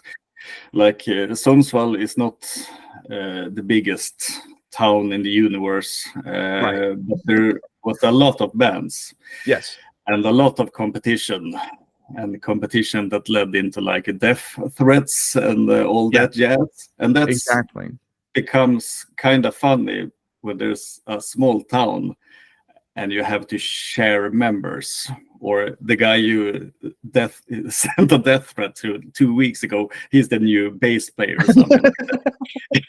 It can be a little bit stiff. You're like, I'll kick your ass later when we're done rehearsing. Yeah, exactly. Have you learned the songs yet, by the way?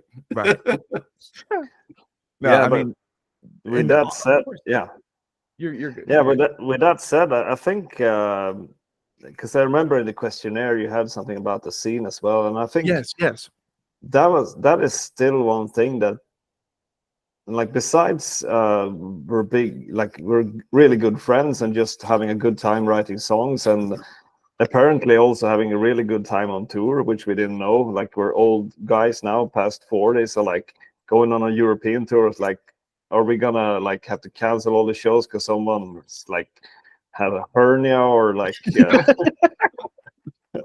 so it's like the camaraderie for sure is like, I would say, the most important thing, and yes. second obviously that we're still like writing songs. I think it's fun to play and come up with new stuff. After that, I would definitely say the scene. I think that's what I fell in love with so many years ago, and like what still definitely keeps me going. The underground scene for sure. Going back to like meeting people like on the shows way back early 90s, and apparently having good luck not to meet the assholes. So meeting like Dismember for the first time and realizing they were just down to earth, really nice guys, and also still going when we did a Kickstarter campaign for Drugulous, and also for Beyond the Veil of Flesh. A lot of people from like all around the globe apparently enjoying our stuff, sent records to Korea, to South America, to India. It's like, I mean, that kind of commitment and that scene that's still around in the underground is just very impressive, and like keeps you going, really. Right. It's also very humbling. Yeah, because it's really easy to be extremely focused on like the album and us in the band, and we have to do this, that, but there are a lot of people who are interested from all strange places on earth, and I think it's important to remember that from time to time, and reach out and be grateful for all the support. Yeah, no, absolutely. It's important to recognize. I'm gonna sound so corporate. It's important to remember the investors, but there's also a lot more authenticity behind it, right? Like, a lot of people connect to what you guys write, and even if, quoting once again from Spotify, even if it's only like closer to 500, I mean, hell, I know I'm going to be excited when I reach my first 500 followers on Spotify, my first 500 people who are like, yeah, Error is pretty sick. That's how it gets started, people. That's how it gets kickstarted. Good on you, Anders, though, for kind of like getting me back on track, because I'm getting pretty comfortable in session right now. So it's like, tangents. We love tangents. But I mean, this could be a question for either one of you to answer, really, to kind of like throw a wrench into the machine of the script. Just speaking upon the scene, speaking upon your local scene for Sweden, are there any local heroes that are currently climbing the ranks that you guys remember from back then, or maybe even some new breakthrough artists that you're noticing starting to rise the ranks? Well, I think there's both. There's one good friend of ours, Johnny Pettersson, who's got like 1,000 bands. Sorry, Johnny, but there's usually a lot. So he's got one project called Heads for the Dead, one among many that like he's always active, always like putting out new good music. And then I noticed something. It's kind of funny. I think when we started like early 90s, I think it was a bit more, it was like good camaraderie. Everyone was tape trading. It was like, I have a band, like we put up a tape deck in our kitchen and recorded 2 songs. The drummer is playing on like pots and pans, and everyone's like, yeah, this is awesome. Like, so it's like, it started off with like a really good camaraderie, and then it kind of got like the scene got overpopulated in the 90s. So by the millennia, you're out playing and you're looking around, and the audience, everyone's standing with their arms folded because everyone is in a band of their own, and they're all looking at you like, how the fuck did you guys get a record deal? So like it just became a bit overcrowded at one time, and then I think like going full circle, like going to shows now, I'm sensing more of like how it was back in the days. A lot of like youngsters starting playing, like this really good climate, like going to each other's shows, supporting each other. And like there's a few in Sundsvall, the scene, thanks to some local venues like Pipeline, the scene has been like starting to grow again after the pandemic. So there are a lot of new bands, like young kids playing, and obviously sounding really good, like with all that energy. Like there's a thrash band called Mutiny. I overheard them rehearsing the other day, just fucking riffing away, like playing their asses off. And yeah, Chaos in Control is another local band, like death metal. So I think in Sundsvall, the scene looks really promising. We got the old farts like us and Johnny and a few others who refuse to quit, but there's a lot of like new bands, new energy coming in, which I really like.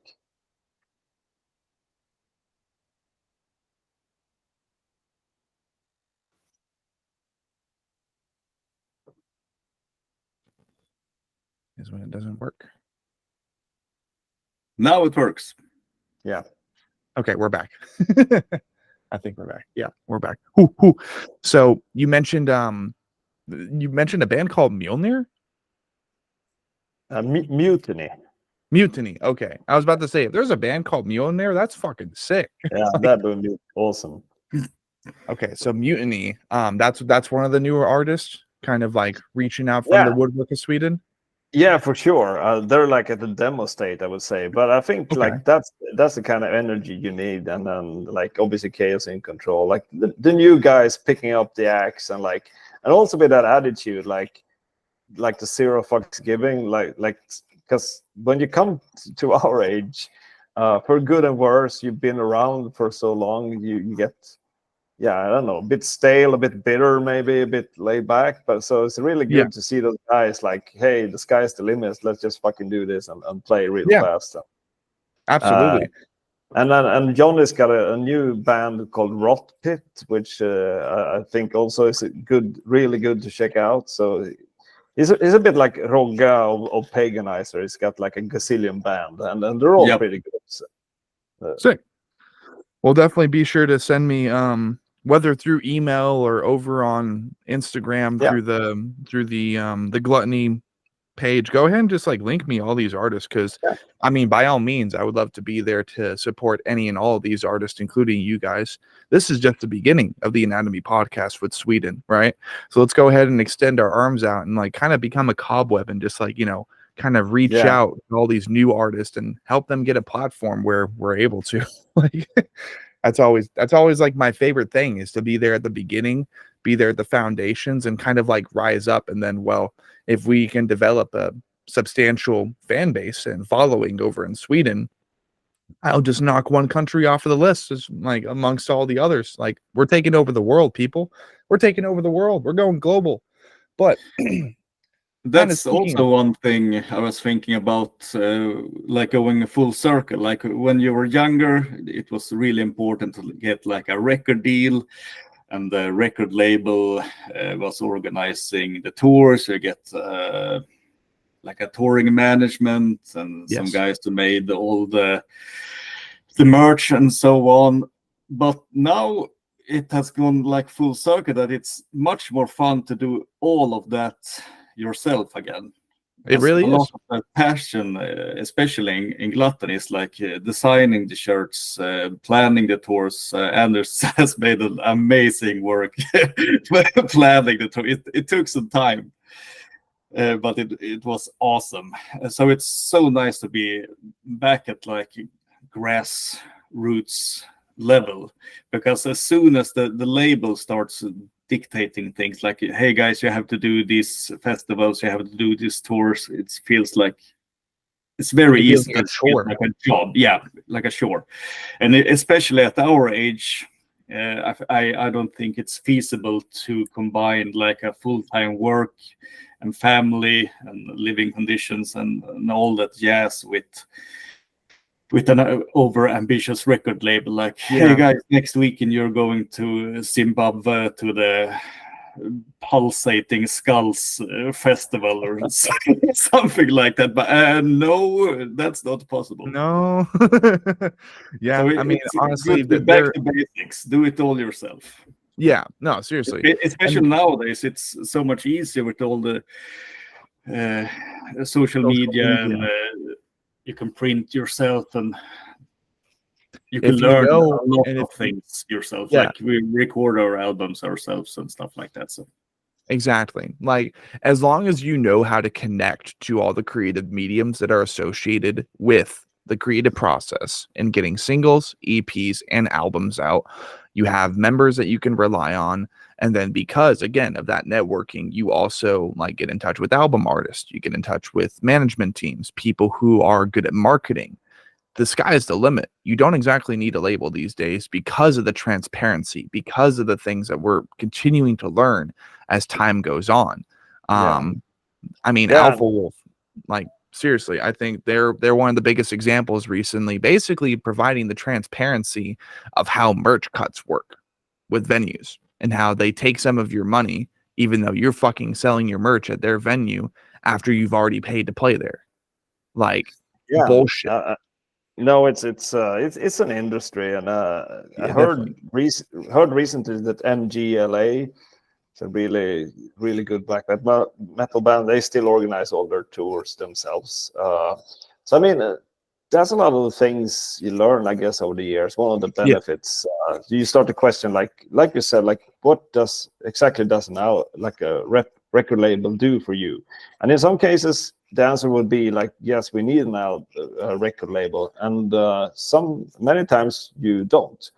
Like for instance, for Gluttony, the 2 latest LP releases were funded by the fans.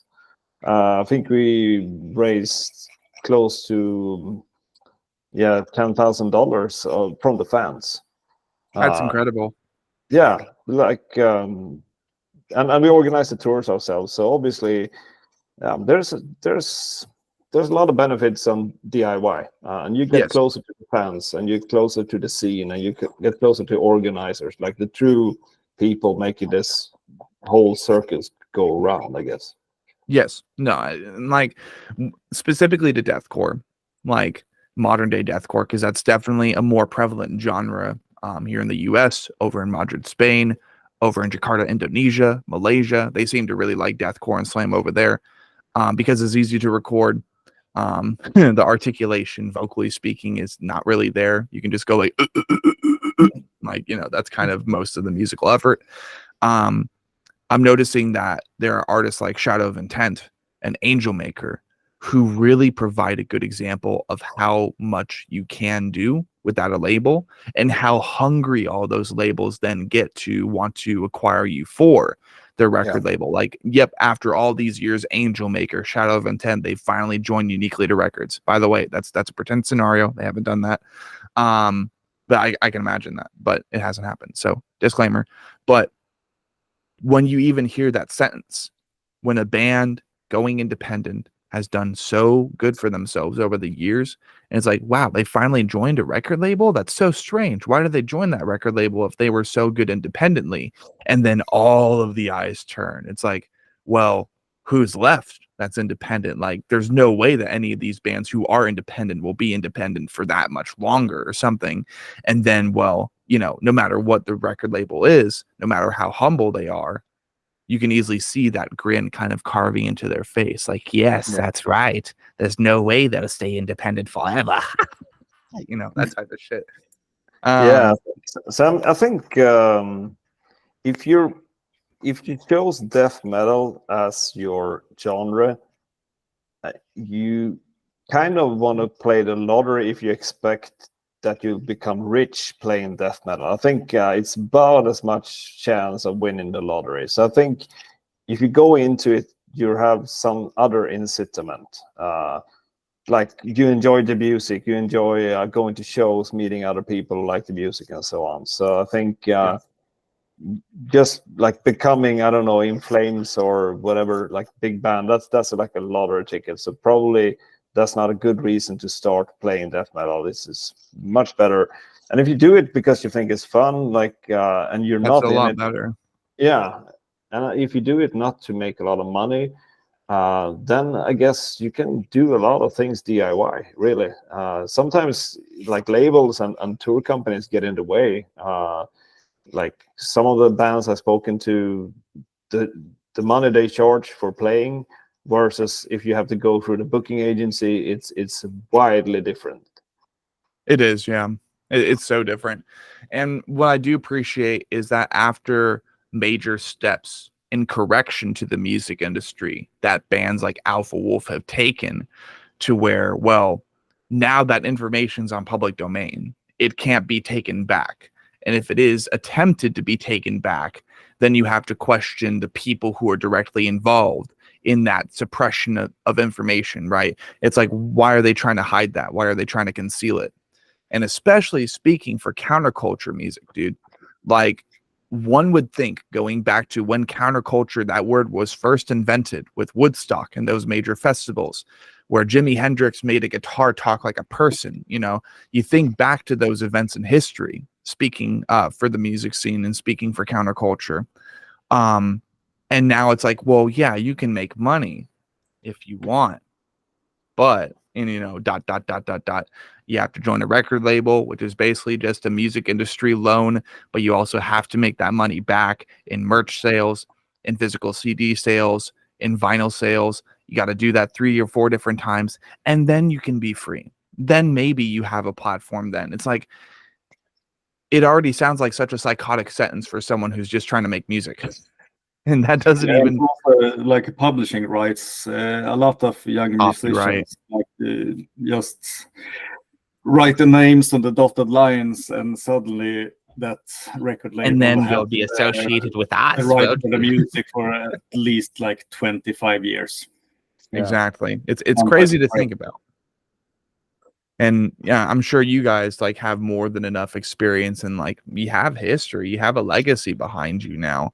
You might not be as big as Metallica, but again, you've amassed close to 1,000 people, or at least half 1,000 people, right?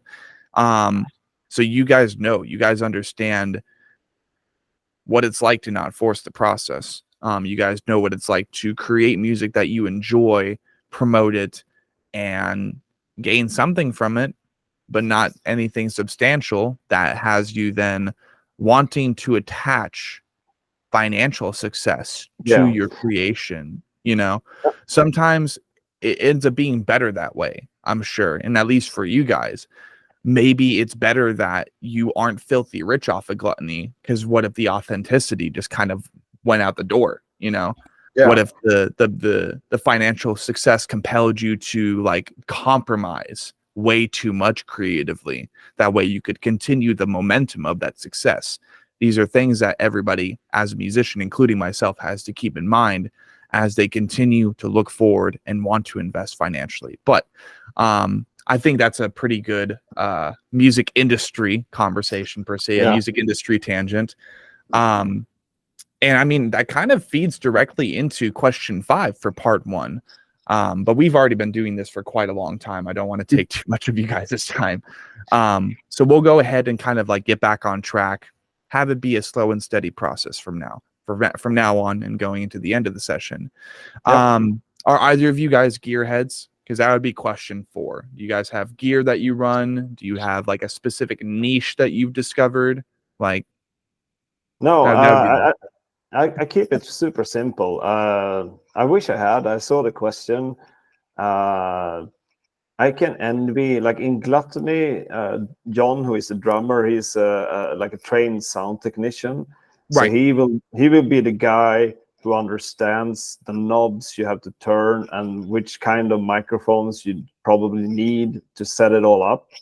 Yes. I'm essentially like a punk rocker. I will go in and I will turn everything to the max and I will just play. So and I did this, I mentioned this in another interview like last week or something, and we laughed about it. I have this theory about guitar players. I put them in 2 boxes. So in one of the boxes, you got guys playing Gibson guitars. You'll probably recognize Slash of Guns N' Roses. You will drop the guitar below your pelvis, probably as far down to your knees. You would just turn on the amplifier, turn it up, and just fucking shred. 0 fucks given. You probably miss 50% of the solos, but it looks awesome. And like it's more punk rock. Just just fucking play riff. Then you got the other guy. He has a Fender Stratocaster, so he's pulled it up below his tits. He's got long hair, but for some reason he's playing the whole concert with the hair in a ponytail. He's got like 8 pedals in his rack that he's like stamping away on, and he's got this whatever. So like that's the 2 boxes of guitarists I like to. That's my generalization of guitarists through all time. And I will put myself in the first box. Like I obviously own a lot of gear, have owned a lot of guitars over the years, but like it's the same thing. For Gluttony, I tune down to A, and then I put the noise gate on quite high, and then I put on the heavy metal 2 pedal, and all the dials go all the way up, and then I just play. And then some poor sound technician will have to like move away the feedback and the noise. So I wish I was a gearhead. I wish I could like talk about what I don't even know what kind of microphones. I'm sponsored by Jackson, so I play a Jackson SLS MG Soloist. It's a really nice, really lightweight guitar, but I just plug it in, and sometimes I have to change the batteries in the microphones because they're active microphones. That's it. So sorry, not a gearhead. That's okay. No problem. That just means that means less talk about listing like 15 different items and 5 different plugins, a secondary plugin to add that extra like atom of distortion. I am definitely not a gearhead myself. So I'm with you on that. Magnus, do you do any gear? No, the only gear as a guitar player for black metal, there is one that is above all. It's the classic metal zone. Okay. Other than that, regarding vocals, I don't know. Usually, I just eat a chocolate bar and scream until I piss myself. So I have no real, because back in the days there was no like YouTube tutorials how to do stuff. So Yeah. you just have to scream until your body got like accustomed to it. And I guess it's kind of bad for you in the long run, but. It's like the vaccine. We don't know yet. Exactly. I like Right. a good example is modern. I say modern, like extreme vocalists that are screaming below my normal speaking voice. That becomes like artificial brutality. Like you have this fancy microphone just going boop, boop, boop, boop, boop. I like to scream so the cymbals starts to sing, and you like almost faint. That's the level of gearhead I am. Very It's pretty, keen. that's pretty black metal. So there you go. Yeah, but it's always hilarious to see those modern bands during their sound check when they're going to test the vocals. Someone's just it's quite hilarious actually. Fair enough. But on that note, like there is some gear discussions. I think we did a studio diary when we recorded the Yes. last album, Drugulus. So that's something I would recommend because there's some talk about like, yeah, essentially how we ended up with the kind of vocals we did and what kind of mics we used, and even the drum set has a short session. So for those listening who are gearheads, that would be a good place to check Yes, out. I can easily recommend that. And more or less, I've even seen those videos. I totally thought because they were studio diaries, they were going to be like 10 to 20 minutes each video. So it's like, god damn it. Like, you know, I got to record for these eventually. And then I realized they're only 3 minutes. I'm like, oh, okay, cool. Get it done like in one fell swoop. But yeah, that's essentially us as well. Like there's no bullshit. Like me and John and Max, we've been writing music for so long, over 20 years, and like one of the like internal jokes is we have a really hard time writing a song that's longer than 2.5 minutes, because at 2.5 minutes you've done your intro, 2 verses, 2 choruses, and then it's like the fucking song is done. So like what are we gonna do? I'm gonna do a bridge, and are we gonna do no, it's done. So like, and yeah, that's it's over. Then you go into like dream theater territory, and that's problematic. yeah. So it's like just quick, fast, no bullshit, to the point. Fair enough. Okay. Well, I mean, more or less, I think we've talked about some of the lessons that you boys have learned up until this point in being a musician. But, you know, we have question 5. So if there are any like really stand out lessons that you've learned as musicians, I'm sure you both are fathers by now as well. Like what is like some of the most important shit that you've learned up until this point in your life, and something that you think maybe people haven't heard before? And if not, that's completely fine. Yeah, I'm gonna be 0% original on this one. I think 2 things that came to mind when I read the question. Number 1, don't be an asshole. No, seriously, like such an important life lesson, and then very important for musicians as well. Like you can imagine if you're an organizer and you have a venue, you meet like hundreds of bands every year. Like the least thing you want is some prima donna going in and just being an asshole, and like you want people that are nice to work with, and that goes as well for band members and for I don't know whatever context. So like, just don't be a fucking asshole, man. Yeah. Like be a good person, and that kind of ties into the second tip, which is to musicians, like keep your shit together. Yeah, no, seriously, like I've been touring and playing live for so long, and it's amazing to see bands who don't like. I mean, Gluttony, we're like a touring machine. We'll come in, we'll set up all the gear, and be done with sound checking I would say not more than 30 minutes from load-in to like sound check, everything done. We're like collaborating with the sound tech. So like that goes a long way. Like if you're on tour, like keep your shit together, like tune your guitars, keep your cables in a good place. Like, Right. Cause, like it's a job, honestly, both for It really you, is. and for the venues as well. Just be professional. Be professional. Yeah, I like that. How about you, Magnus? Yeah, I can just agree with Anders. It's don't be an asshole. Be a professional. There's a lot of this old saying like sex, drugs, and, and rock and roll, and well, We definitely ain't about that shit on here.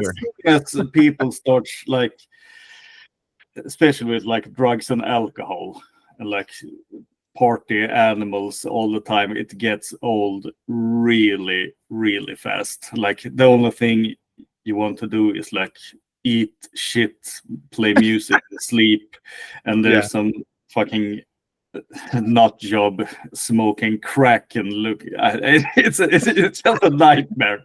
So don't be an asshole. Be professional. There's always like a free day if someone wants to party extra hard.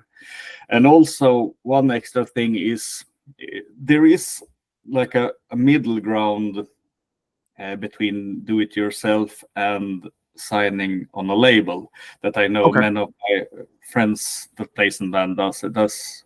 They have a really good relationship with the label.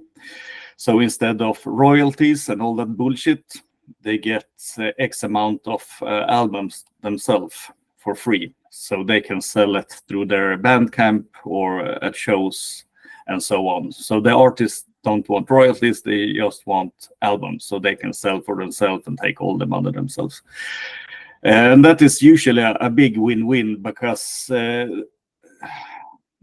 I have released over between 10 and 15 albums, and the amount of royalty checks I have seen is about 0. Yeah. But I have seen a lot of money from albums that I have sold myself. So that is a good middle ground. Fair enough. Yeah. So instead of royalties, you would suggest to bands to request from their record labels, if they decide to sign on to them, that they get their own personal copies of the record label. Yeah, especially nowadays, since most bands record most of the music themselves in like home studios and just paying for professional mastering or mixing. That's a huge way to cut costs, both for the artist and for the record label.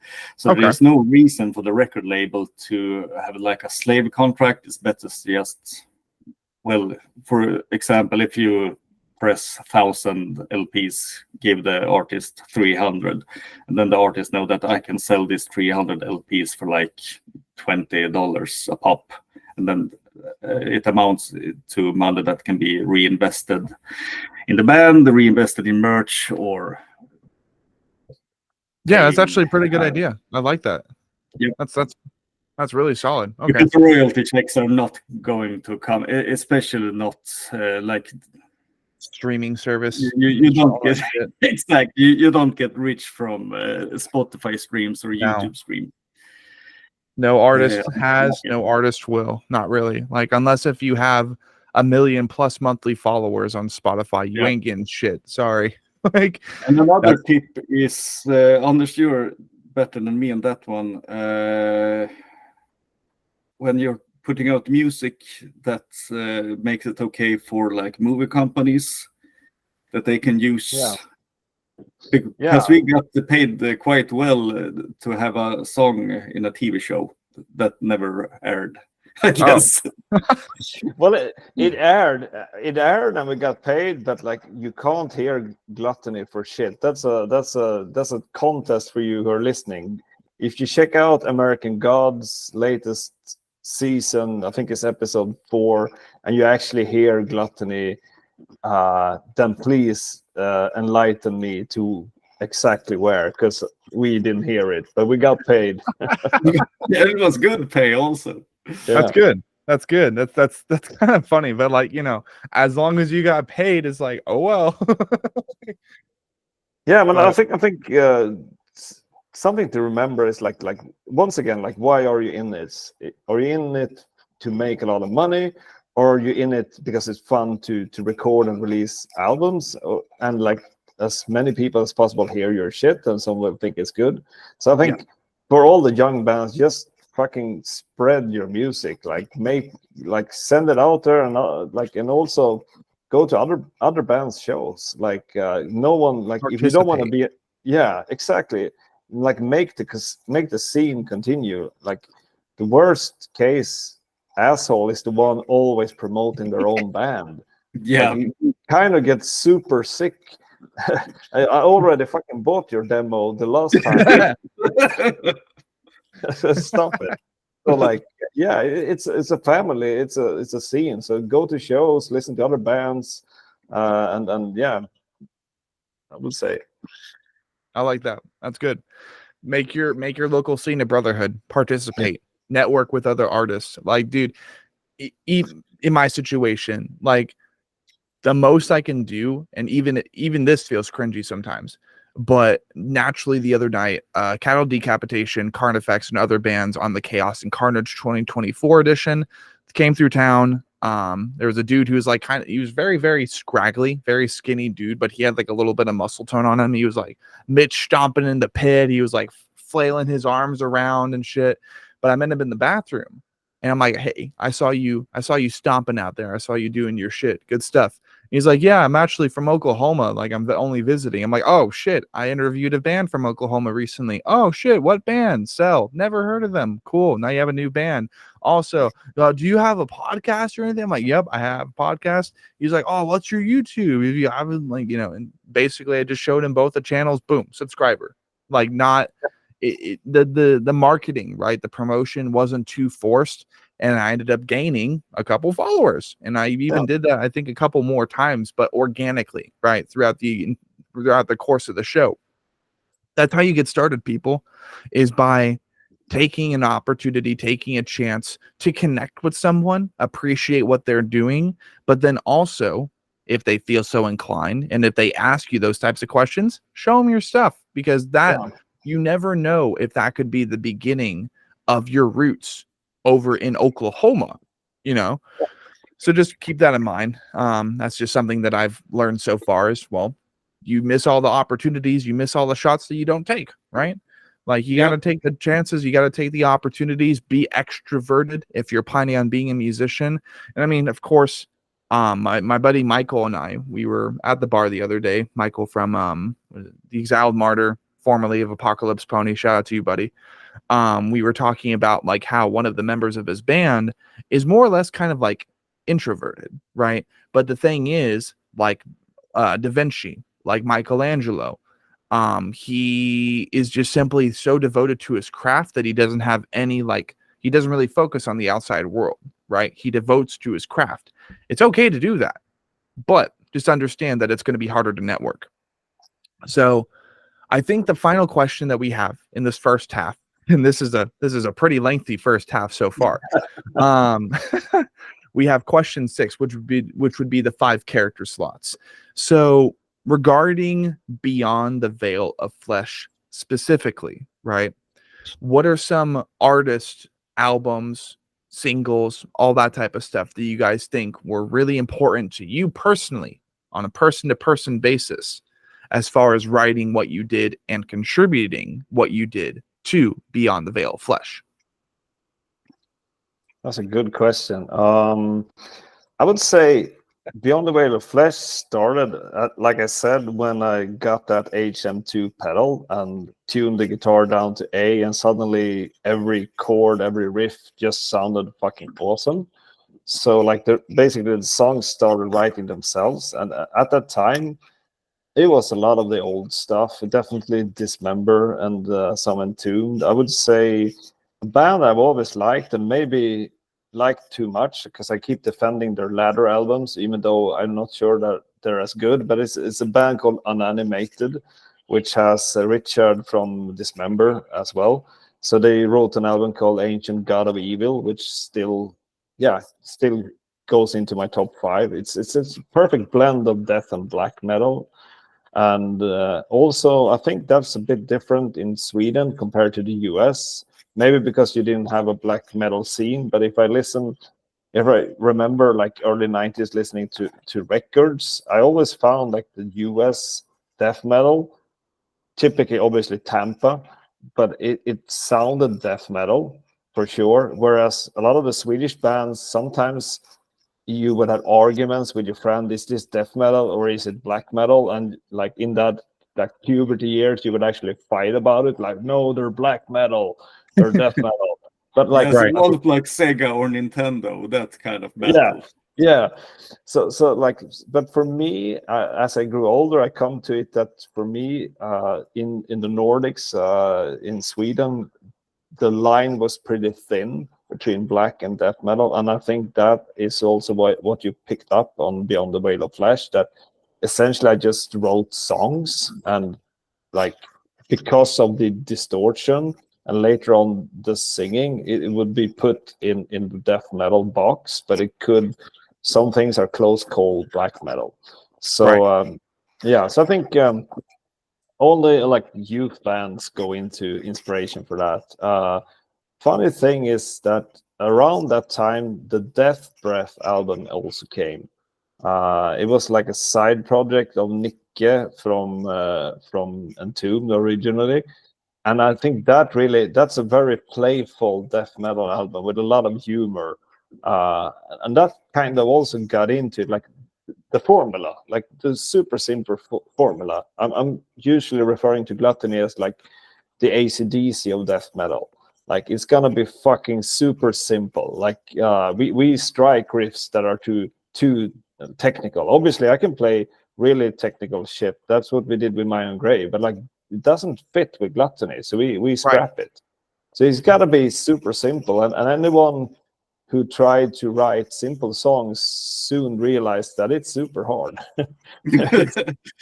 it's like it's the hardest thing. Like I have so much respect for AC/DC. How the fuck can you put out that many albums with 4 chords? Like and it's a lot of hits. It's a lot of good songs, but it's super hard. So like Beyond the Veil of Flesh, that was like keep it super simple, go back to the roots, and that ended up becoming the album, I guess. And it's pretty tight formula. Right. So with that formula in mind, I do believe you mentioned some black metal bands, you mentioned some death metal bands, and like kind of how the difference between Sweden and the US is that US has a lot more, like it's a lot more death metal. Sweden has a lot more black metal influence no matter where you are, because that was just the prominent genre back when you were first getting started. So what are some albums or bands specifically that like when you think of Beyond the Veil of Flesh, you're like, it's a little bit of this and that, a little bit of this album, and of course it's slow guitar because, you know, make it fucking simple. But like, what are some albums and artists that you can pinpoint? I mean, not to sound pretentious, like, you know, all the bands like, oh no, this isn't influenced by anything. We came up with everything ourselves, blah, blah, blah. If that's your answer, that's fine. No. What I would extend on it, I would say like being exposed to all those bands over the years, it's impossible for me to pick like this song or that artist was an influence. It's just a mush of everything you heard over the years. Right. Honestly, like if I had another answer, if I said like, if you listen to this Bull Thrower song, like for instance on Drogulus, where you have a song, the Pallid Mask, which is super influenced by Bull Thrower, no doubt about it. But on Beyond the Veil of Flesh, it was just stuff popping up. I would say more influenced by movies than by music, actually. Okay. Well, in that case, if not music, of course, movies and TV. Yeah. That's another creative media. So in that case, what are some movies that you can pinpoint to Beyond the Veil of Flesh? I mean, there's a horror movie called The Beyond by Lucio Fulci. It's an Italian zombie, like real, actually very arty to be in that genre, where they end up in this it's really dystopian landscape in the end. So it's just super good, and also Argento's classic zombie movies and zombie flesh eaters. So a lot of that stuff was going through my mind, and like that's essentially also how Gluttony, like the band name came, was just fucking zombies feeding frenzy. Yeah, the gluttony of the dead or something like that. You know, I like that. So I think that was like the brewing ground of like, just images in your head of like all the classic super slow motion zombies, like slowly encircling those screaming people and then just tearing them to fucking shit. There you go. How about you, Magnus? If I had any influences, well, when I joined Gluttony, I hadn't sung like deeper kind of vocals for so very long, so I wasn't really sure how to do it. So I just tried my best, and of course there are some influences from Martin van Drunen, who sang for SWE. He has this also Obituary has this kind of extra vocals. Some pronunciations from Chuck Schuldiner from Death, like Death, stuff like that. Of course, Nocturno Culto from Dark Throne. And that's about it, I think. Trying to see what fits and what doesn't fit. And sometimes you're lucky, and sometimes you sound like a complete doofus when you're singing.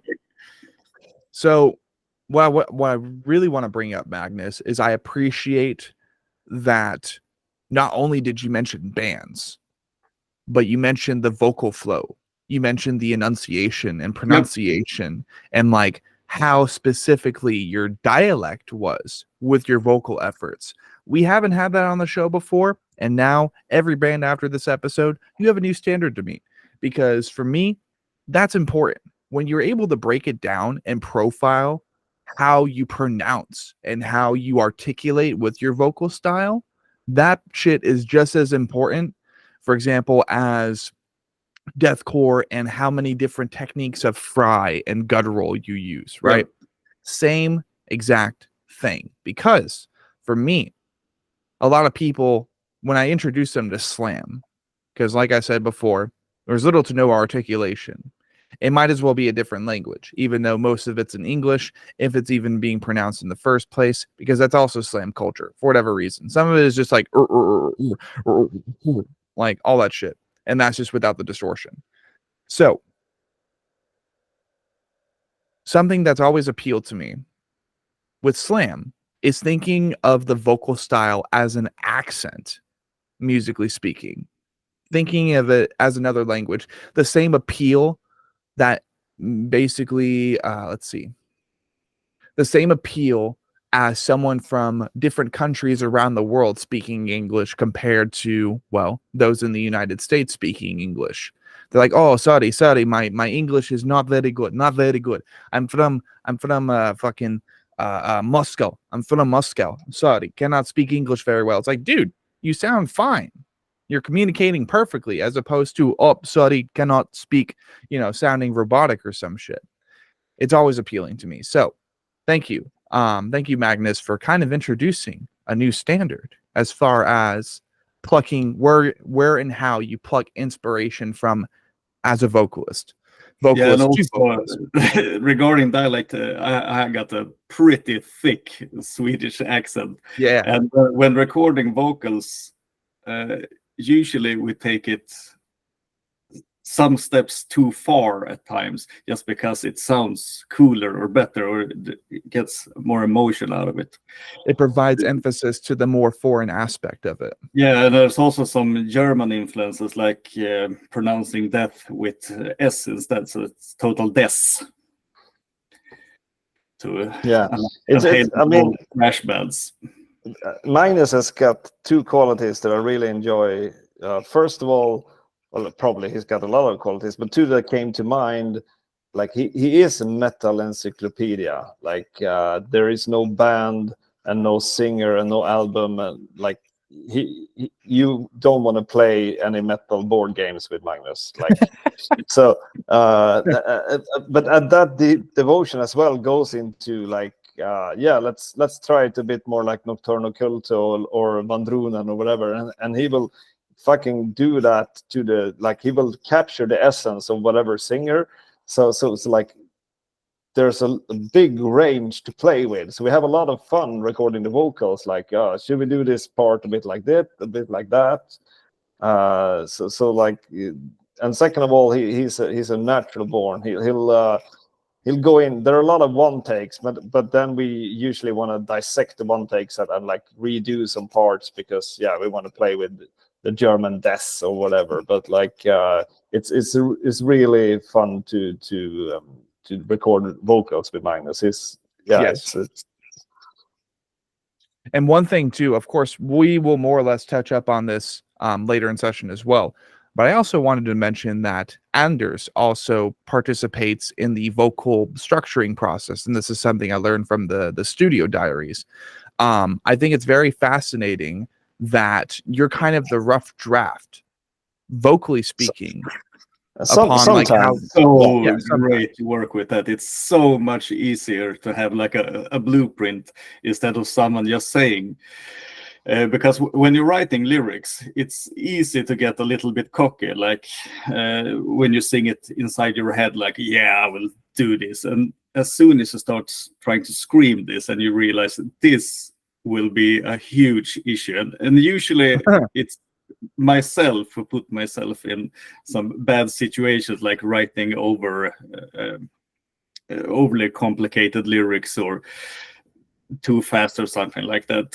So it's really easy when Anders goes in and nails his rough cuts, so to speak. Yeah, right. Well, I really like growling, but I've also come to learn that it's not for me. I don't have the same techniques. I will like continuously wear down my voice. And me and Magnus usually share the lyrics, so like roughly 50-50, like you do that one, I do that one. I realized that when we did a Coffin Born demo, like the first demo, that because I had a vision of like I wanted to sing and play the guitar, and I learned two things. First of all, the stamina, like I couldn't cope with all the lyrics and the throat. And second of all, the coordination, like playing guitar and growling, that wasn't for me either. So I learned my lesson. I will not try to do that again. But on the demo, there's one song we did a cover for Painted Black by the Rolling Stones that I still enjoy. I think it's a good cover. I think there's a lot of shitty covers on that song, but I think ours holds the flag pretty high, and I actually sing on that, but we never played it live. You definitely got to show me that cover at some point, because at least I'll send me a link for it. Yeah, it's on Spotify. I'll send you a link. Okay, sick. Because it's weird. I think it's because of its tie-in to promo for Call of Duty Black Ops 3, which is like such a nerdy thing, but oh well, I don't care. I'm confident in it. I'm proud of it. It's a good song. But more importantly, I have been also not very impressed with some of the metal or rock covers of Painted Black so far. I'm like, wait a minute. What if we do like a symphonic, like kind of Cradle of Filth style death metal cover of it one day? Just like, I have a red door and I want to paint it brown. Like, I've been trying to figure that out in my head for the longest time, because there's Dance in the Moonlight, which is definitely not a rock or metal song, but I still want to try to get groovy with that one. But yeah, I am excited to hear what you guys did with that song, because it's like one of my favorite songs of all time that happens to not be metal. It's like, oh my gosh, he doesn't like, he has a song he likes that isn't metal. Yeah, fucking yeah, that's the thing. You'd be surprised upon like how many people might get just like flabbergasted by that. But for the most part, I've coffee filtered out like gatekeepers and shit in my community. So I think that would then wrap up the first half of the podcast session. So as we get into the second half of the podcast session, well, I'm sure you guys had at least oh wait, you know what? There's one more question. Jesus, sorry. What do the members of Gluttony, at least between you two, speaking for yourselves, what do the members of Gluttony do for fun to connect outside of musical creation? Yeah, I think that's also one thing I liked. Like in the old days, I guess some bands you would just meet up in the rehearsal room and try to make some music. And needless to say, there were a lot of creative differences, but you never really hashed it out. You in a, like, as a man, you would clench your fist in silence. But you wouldn't bring it up. You would stand there for 2 hours just fucking hating the guy, and then like after the rehearsal, like you would talk shit about them, like this fucking dude, like, and then you would start your own band, like with everyone besides that person. So like that's how you solve it. So essentially, like you don't hang out that much, I guess. Like I really like that about Gluttony. Like obviously everyone's got their own life and work and kids and fucking houses who need renovation and so on, but I think we managed to find some good time to get together, and like the recipe is pretty simple for that. First of all, find some time where everyone can do it. Once again, we have a bass player who not only drives train, he also really likes to cook, which is fortunate because we really like to eat. So it's a perfect match. So find some time, eat some really good food, drink a lot of beer, and then it's become sort of a tradition to play Dungeon Quest, which is this super old board game, which is truly impossible. Like everyone dies all the time. So yeah, I would say that's like, besides rehearsal and going on tour, that's like we try to get together a few times a year and just hang out. Oh yeah. Magnus, do you have any other additional commentary to provide for that question? Or would it no, I think we have a really good balance. We talk almost daily in the group chats, so everybody knows what's up and what's coming, and sharing some jokes and some memes and some good songs, and then we meet and drink and eat and play board games and maybe a sauna, and it's just good stuff. Good. It doesn't have to be harder than that. No. But I think it's actually important because, just as Anders said, that there has been a lot of bands I've played with where you only meet the guys in the band at rehearsal. Right. That can be a bit problematic, especially when you're going on a longer tour and everybody shows their true self. So yeah. The ups and downs. Yes, absolutely.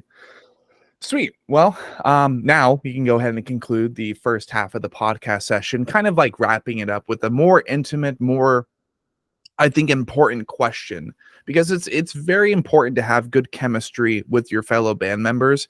It's just like being in a relationship, but you're basically in a brothel of a relationship. Like, you know, you're in a brotherhood, right? Brothel and brotherhood are two very different things, but you get my point. You're not only in a relationship on a creative level with one person, but it could be 4 other different people. So finding a way to get everybody together at the right time, on time, get everybody on the same level spiritually, mentally, physically, it's a whole fucking thing. It is a whole thing. But part 2, we are now depersonalizing both Magnus and Anders. They are both becoming Gluttony for the sake of this session. You no longer exist as people. You're one thing. Question 1. How was the name Gluttony decided? And I think this would be a question for Anders. I can guess I know the answer to that one. And if my answer is wrong, it's at least a funny answer. Yes. Gluttony is one of the 7 sins, and it was not taken by sheer miracle. And there's also a word that ends with the letter Y. And a lot of great death metal bands has band names that ends with Y, like Autopsy, Obituary, and so on and so on. Fair enough. Oh, Anders is back. 99.9% correct. I've always, ever since seeing Seven, the movie, I think I always liked the word gluttony. And then seeing it was, like Magnus said, it wasn't taken. I really wanted a band with a one word, and like, yeah, all the cool band names are basically taken. So that and the symmetry with the G and the Y and the, like I said before, the gluttony of zombies just fucking feeding frenzy. That's how it came to be. Sweet.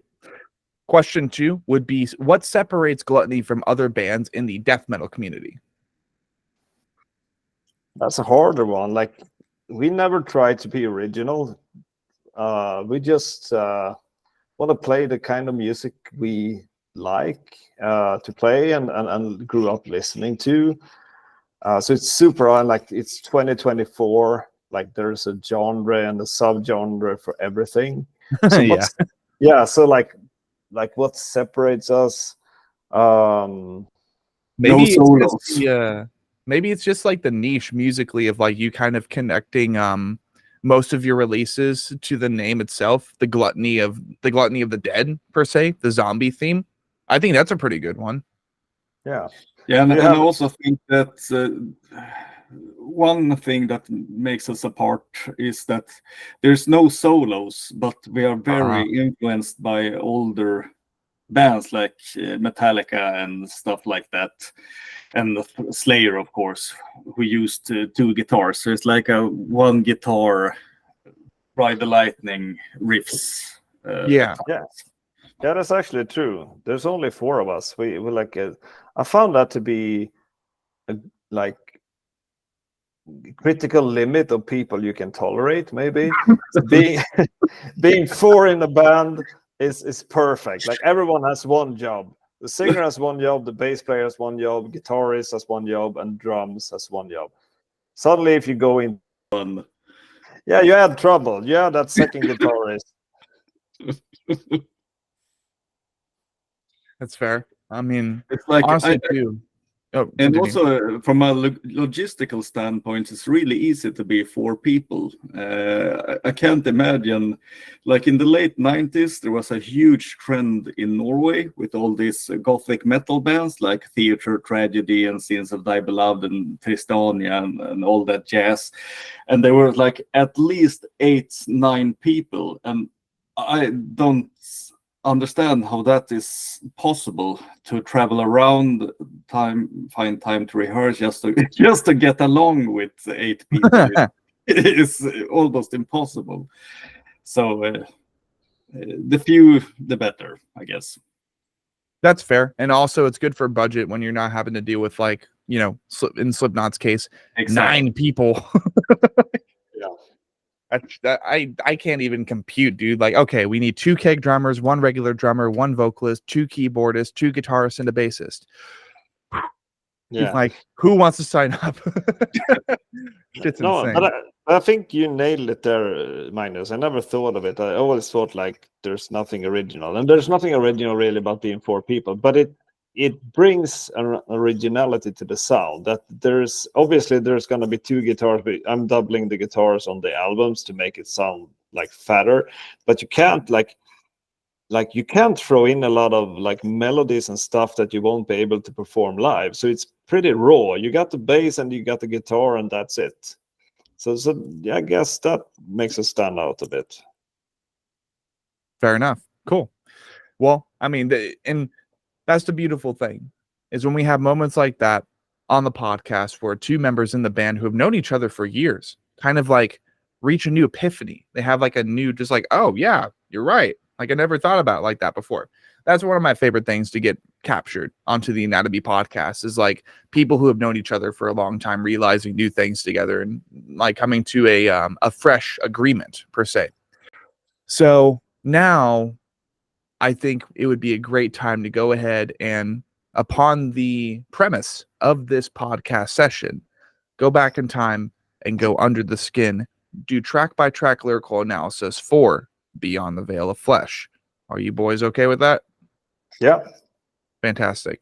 So, as per podcast formula, an updated podcast formula, we always try to enter ourselves into an imaginary scenario. So far, we've gone to funerals, or we've gone to cemeteries, not funerals. That's like a very personal, actively just, too many characters to try to put into there. We've gone to cemeteries. We've gone into the woods to visit random shrines. And we've also gone into libraries to see the album at hand as a book. And in this situation, I think it would be best to go ahead and go back into the library. Libraries have so many hundreds of books. This can be another one of them, right? So imagine, simply said, that you are not a musician and that you happen to be a bookworm instead, which, aside from music, is a very, very important creative medium. There will always be books, just like there will always be music. And there are so many different genres for books as well. So I think it works pretty well. But I digress. You end up walking along. You're trying to find a really nice book to read. And most importantly, for the sake of what I said earlier, you come across something that you think is a comic book, but it's not. You see the cover for Beyond the Veil of Flesh. And you have to ask yourself, okay, this isn't a comic book. It looks like a comic book, but it has this, maybe font very similar to Gluttony, the logo itself, and it says Beyond the Veil of Flesh. You're like, okay, this looks pretty cool. You turn it over, and as per any book in the library, well, you have to have an excerpt on the back, on the binding, that compels you to read and seduces the average bookworm. What do you think it would say, and why? As far as, kind of introducing you to the book and enticing you to read it in the first place. Oh, he disappeared. He says, he broke under the pressure. Well, to summarize it, that's a really good question. I think I have to think about it for a while. That's fine. To summarize, I can always edit. Yeah, I think I will have to think about it, because I see it almost like you went to the video store as a kid and you saw this awesome horror movie with this badass cover, and you turn it over and you start reading, and there was like a description of some undead people honestly, wreaking I like havoc. the video store better. I like the video store analogy better. I'm surprised I didn't think about that, but I think that works better. So, video store. It would be much easier if it was like our second album is a concept album. It's like one long story, and our third album, Drogulus, every lyric on that album is influenced by either H.P. Lovecraft or Arthur Machen or any of those authors. But the first album is more like short stories. So if it was a videotape, it would be like these what is it called, anthology movies, like VHS. If you see one of those, it's like a movie consisting of like short movies. So in that analogy, it would be, I think, a short description of every song in the vein of a short description of every movie. Like The Revenant is about Nosferatu. Then we have Postmortem Decapitation, which is more like a manual how to handle the undead in the apocalypse. And Eaten Alive is about a serial killer who turns into a zombie. Really highbrow stuff, as you can imagine. And then we have Eaten Alive, which is also about it's a lot of undead. There's lots of eating and a lot of death. Yeah. Work. So that's the best I can sum it up with right now, at least. Yeah, that's fine. That's completely fine, and I appreciate you doing your best in describing it. I can only imagine that Anders is he is the primary lyricist, or are you the primary lyricist? On that first album, he's the primary lyric writer. After that is more or less 50-50 between us. Gotcha. Okay. Well, until Anders returns, 'cause that's apparently what we're. Oh, there we go. He's back. He's back from the dead. He has returned. So we Yeah. more or less just kind of chambered through the analogy, and basically Magnus actually slightly adjusted it, and he had us entering a video store to find Beyond the Veil of Flesh as a horror film. And he said that, like, more or less the text on the back would be briefly talking about all the tracks on the album. Like, some of them are more or less a guidebook on how to deal with the undead. There's a whole bunch of stuff in there, but Beyond the Veil of Flesh, well, it's a zombie flick. It could be a zombie flick in this situation. Would you then agree, Anders, with that statement?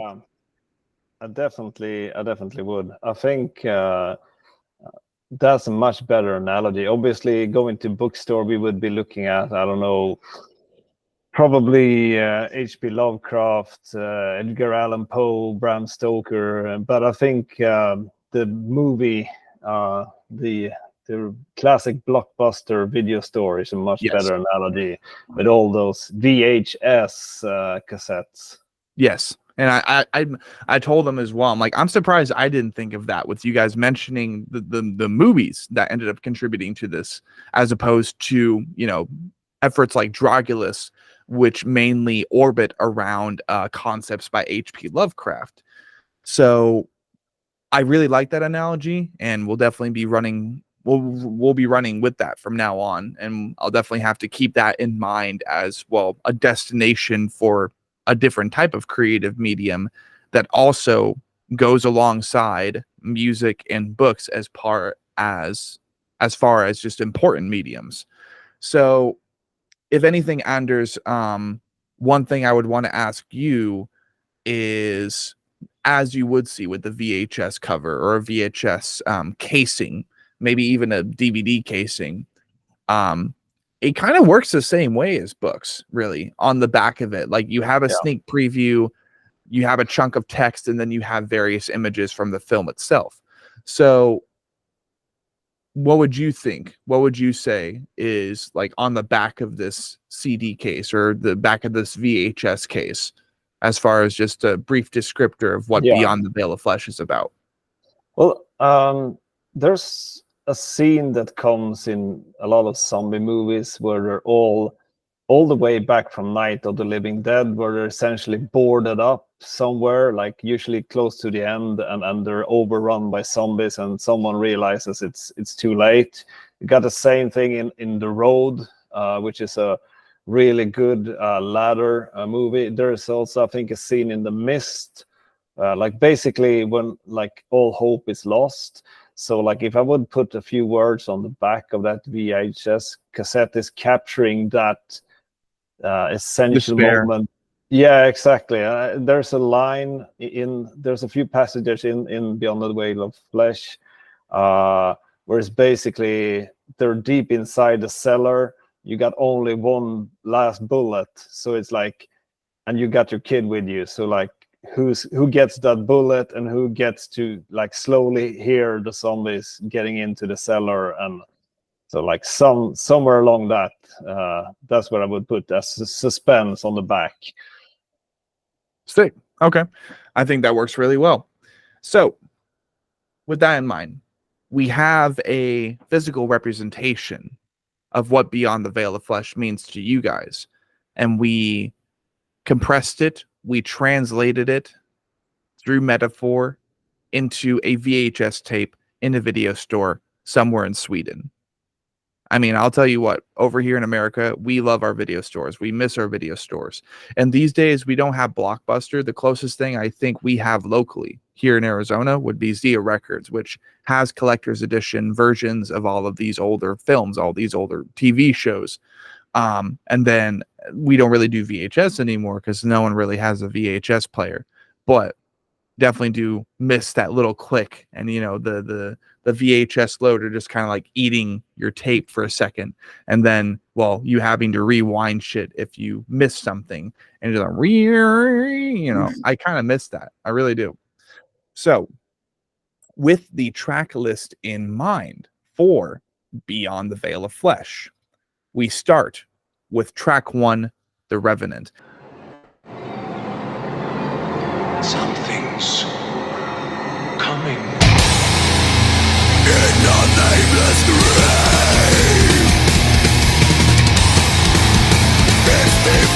And the lighting actually in here, this looks really good.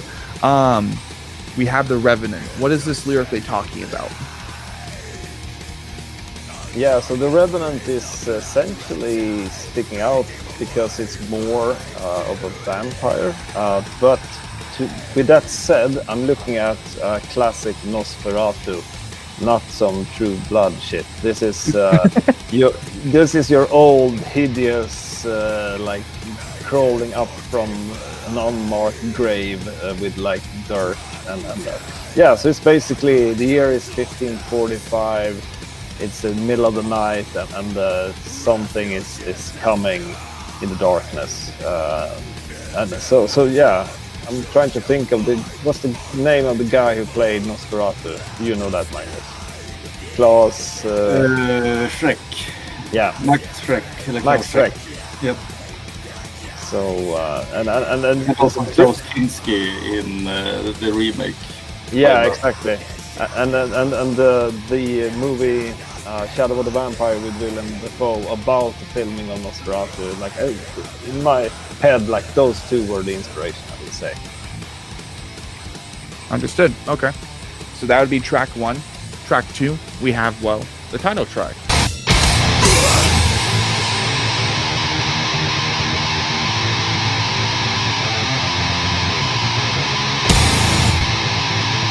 Which, if an album has a good title track, I think it's bound to create more gravity and draw more people in. So we have the VHS, we have that physical in mind. Is there anything specifically with this track that goes beyond what we've already discussed? I wouldn't say. This is pretty much sums up the whole record and pretty much sums up Gluttony as well. This is about, zombies tearing out of their coffins and starting to walk the earth and the chaos that ensues. A fun fact is, this is the first song I wrote, and then I realized, like, I really love this title. This would be a good album title. So when we recorded the Coffin Board demo, we recorded this by mistake because there was a lot of beer in the studio. So I actually said, like, this can't be on the demo. This is the title track for the album, which we didn't even have a record deal or something. But I said, like, no, leave it out. It can't be on the demo. So luckily, and I even at that time actually had the cover art. I was so like, this has to be the cover and this has to be the title track. So fair enough. Okay, fantastic. All right, we have track 3, Eaten Alive. There's an affectionate side to cannibalism. You know, by devouring their remains, by consuming them, they don't leave. Yes, that is the cannibal song. Eating is a great theme. The undead is also a theme that we are very familiar with. So Eaten Alive is pretty undead cannibals. Yeah. Yeah, I love the idea. Like, when I came up with it, it's like, what if a cannibal was sentenced, like a cannibal murderer was sentenced to death, and then he was reborn as a zombie. so that's essentially what the song is about. Like, he gets put to death because of his crimes, and he wakes up and just goes on. Fair enough. Number 4, we have Raise the Dead.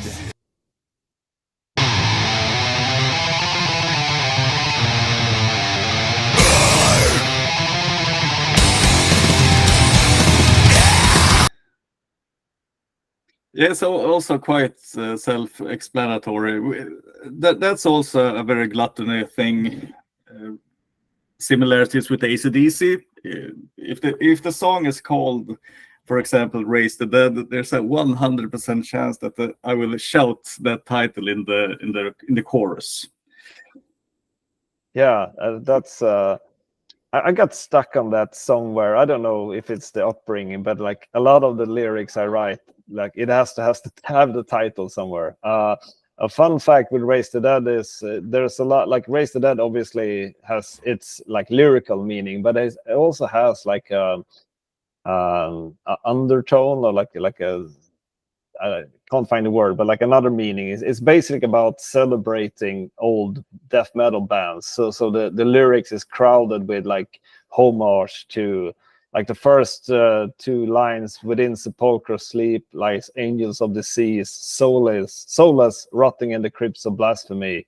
And then there's like "Gone forever, dead but not forgotten." There's like a lot of references to other death metal bands, like song titles and albums, like crammed That's cool. in.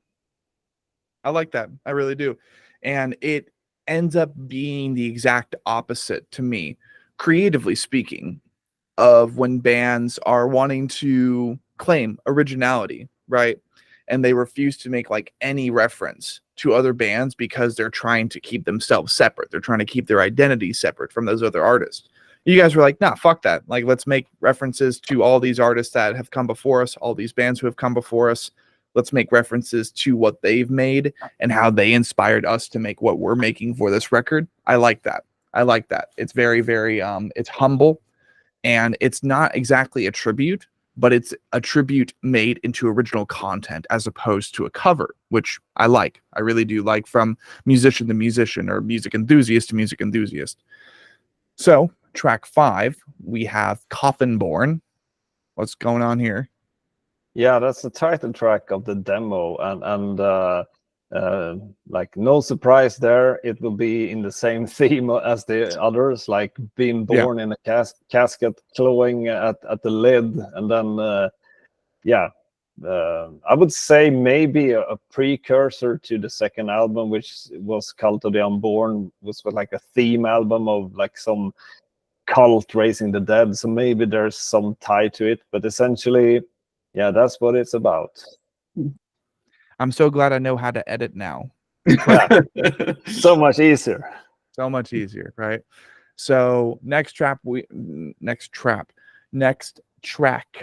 the CK at the end would be Post-Mortem Decapitation.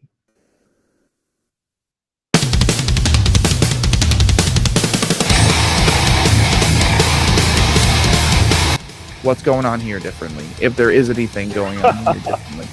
Yeah, this is more or less of a guide how to handle the undead during a post-apocalyptic event.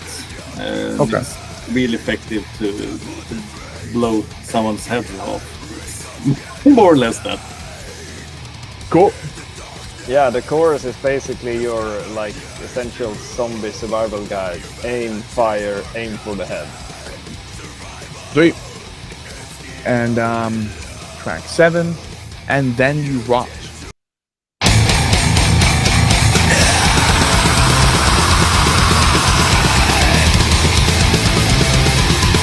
What's this one about? Well, I don't want to repeat myself, but this is also about a bunch of zombies. I would say different angle, same thing. Basically, maybe even more post-apocalyptic when everything's gone really to shit. So more of like, it's a Day of the Dead where they're like confined to this island eventually, like because the zombies are basically taking over the whole world. So there are like few pockets of humanity like stowed away somewhere. So more, at least more towards the end of the apocalypse, but otherwise same theme. Same thing. Okay.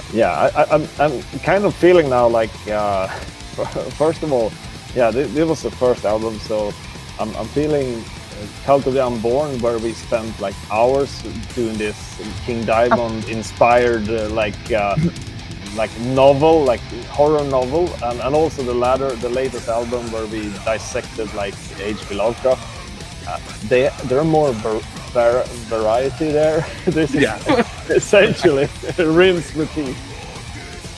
Well, I mean, we can always have you guys return to the podcast and we can get caught up on your discography. I mean, more or less our intention with this first session, ladies and gentlemen, was to kind of just celebrate what is now 10 years for Beyond the Veil of Flesh. But after all, I haven't listened to those other albums either. So most likely what we can do if you boys want in the future is we can bring the remaining two members of Gluttony onto the show. We can tell their stories and then just kind of get caught up on your discography over the course of like maybe another session or two. And then once you guys are ready to come back with like a brand new album, bring all of you guys back in all in one and then get ready to like promote new shit. You know what I mean? That's kind of the process that we try to do here. This is more or less just the first date. So no worries, even if, you know, the Beyond the Veil of Flesh album was kind of awkwardly and very very similarly written track by track. That's okay. This is the first date. No problem. I'll bring the flowers next time, I promise. Track 8 we have On the Slab.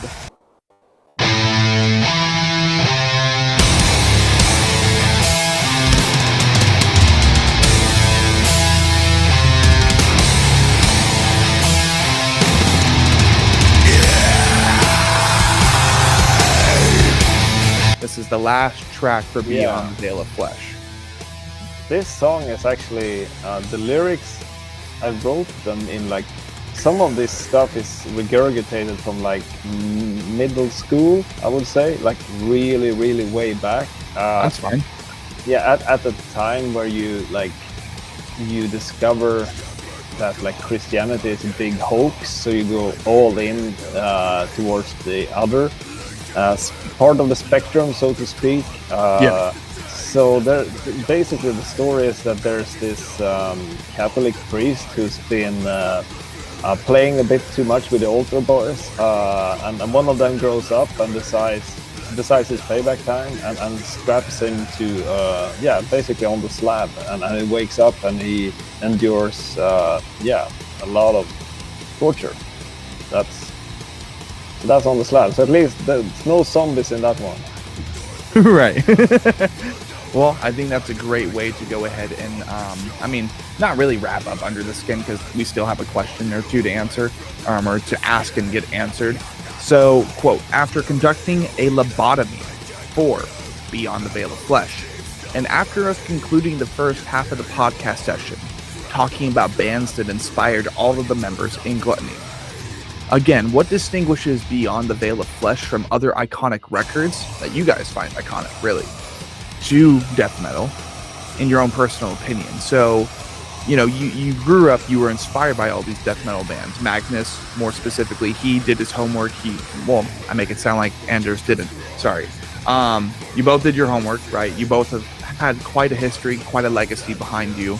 But really, I would say, from the impression I've gotten so far, Magnus kind of separates from Anders because he had a prominently more black metal influence. And he was involved in just like, actually, like, we are a black metal band, as opposed to, we got black metal influences, but we're still death metal. Calm down. No culty shit with this one, at least. Not really. But you guys still fulfill a, for lack of a better term, a blackened aesthetic. You guys got the zombie makeup as opposed to the corpse paint. So that's kind of what I've understood to be the thing that separates you two, is that Magnus has the more black metal influence. But nonetheless, Gluttony is what it is. It still very much sounds like black metal. It just doesn't have the big old slap of the black metal on it. Not yet, at least. So what do you think distinguishes Beyond the Veil of Flesh from other records that you've come to love over the years that ended up contributing to the creative process behind this record? So, like, full circle, what do you think of Beyond the Veil of Flesh, and how does it plug in? How does it tie into those other records you've written along the, or that you've listened to and have written along the way? I hope that's not too complicated question. Yeah, I think it's, when I think of the first Gluttony album, it's, every song is like, you cut away all the fat, just no complicated arrangements, no playing riffs eternal along, no solos, not a huge amount of leads. It's really like the nucleus of death metal, because Anders came from a man grave who was at the end extremely complicated with a lot of guitars and riffs and beats, and it was just mayhem. And me playing in Ceterial was also a lot and lots of riffs and strange arrangements and songs that could be 10-15 minutes long and so on. So it was so refreshing to just be on an album that is like a total nucleus of this is bare bones, no questions asked, meat and potato, real death metal from the heart. So, and there's something youthful about it. Yeah. So, especially because of what I do believe Anders said it earlier, it's kind of like the AC/DC of Swedish death metal. And like more specifically, it's the AC/DC because of its musical composition and that composition's simplicity. Yep. You could quote Beyond the Veil of Flesh as the first effort from Sweden's AC/DC mixing black metal and death metal. So death metal incarnation of AC/DC from Sweden and its first full-length effort. Yeah, I think that's a very good way to summarize it, and I like what you said, Magnus, youthful, because that's what I feel when I listen to it. You can feel, and we were not that young when we did it, but obviously we're older now. So like you can feel, essentially there's a lot of passion in that album. Like just go in and have fun, and it also has that quality that I think every band's first album has. Like you can't really reproduce the first album. The same guys, the same gear, but like there's a chemistry or a vibe or whatever that can't be reproduced. And I'm proud of the other albums we've done. I like them as well, but there's something special about that album. And I still listen to it, and I think there's strong songs, and I really like Don Swane's mix. It's it sounds really good actually. It just reminds me of your youth, and it reminds, like, more specifically too. There's a term we use. I'm not sure if you folks over in Sweden, over in Europe, use it quite often. We call them time capsules.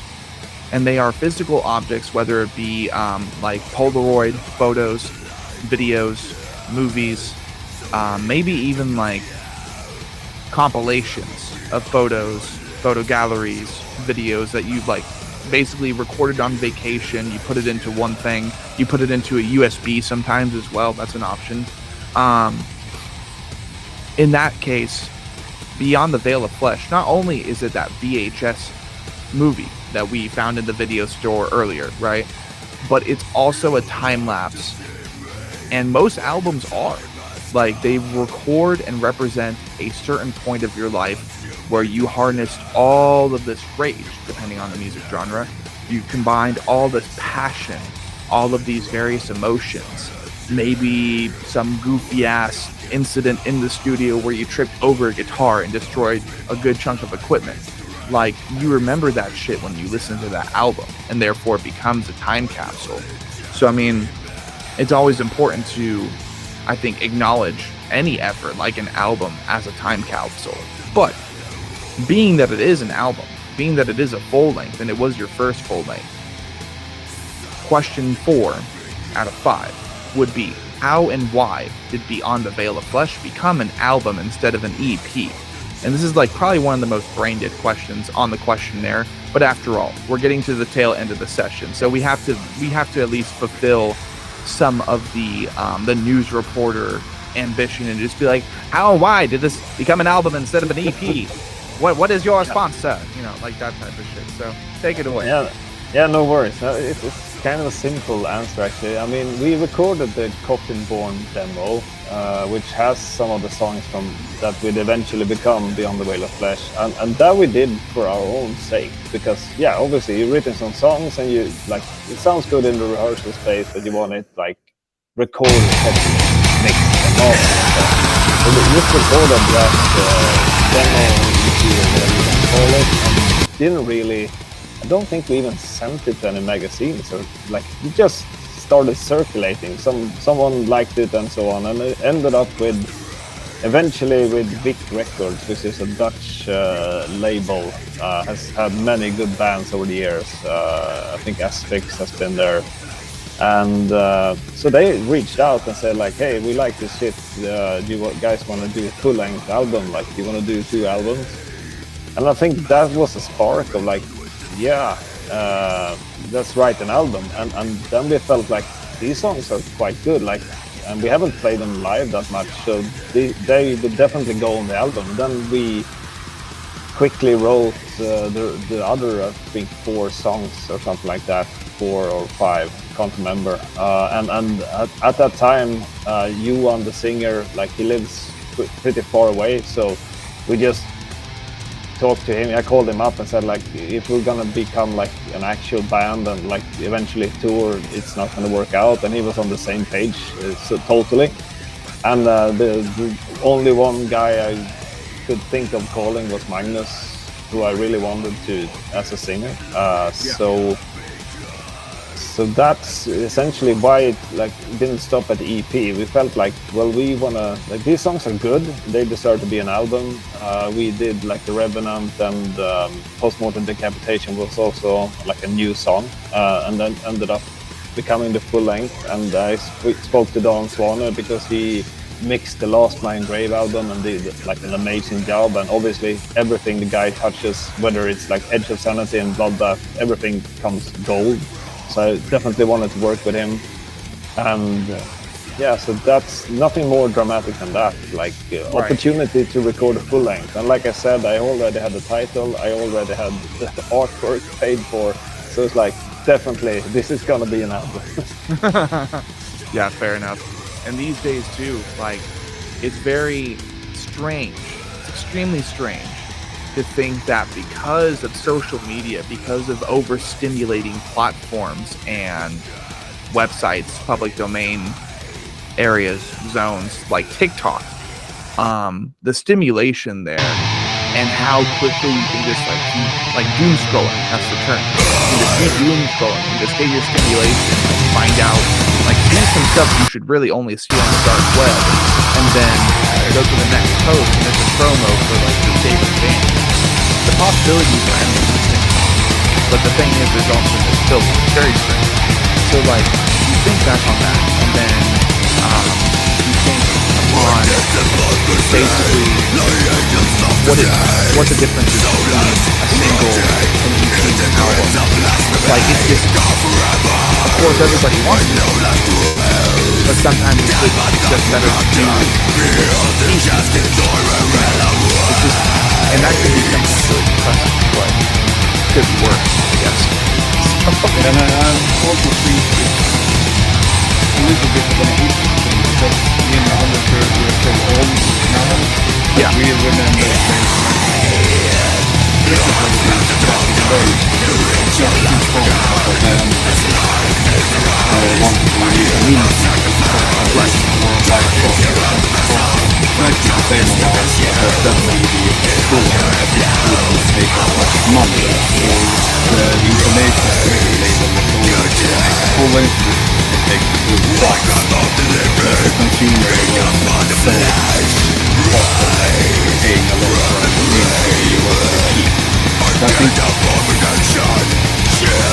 lot of younger bands now, there's a lot of talk about perfectly fine digital, but I think that old part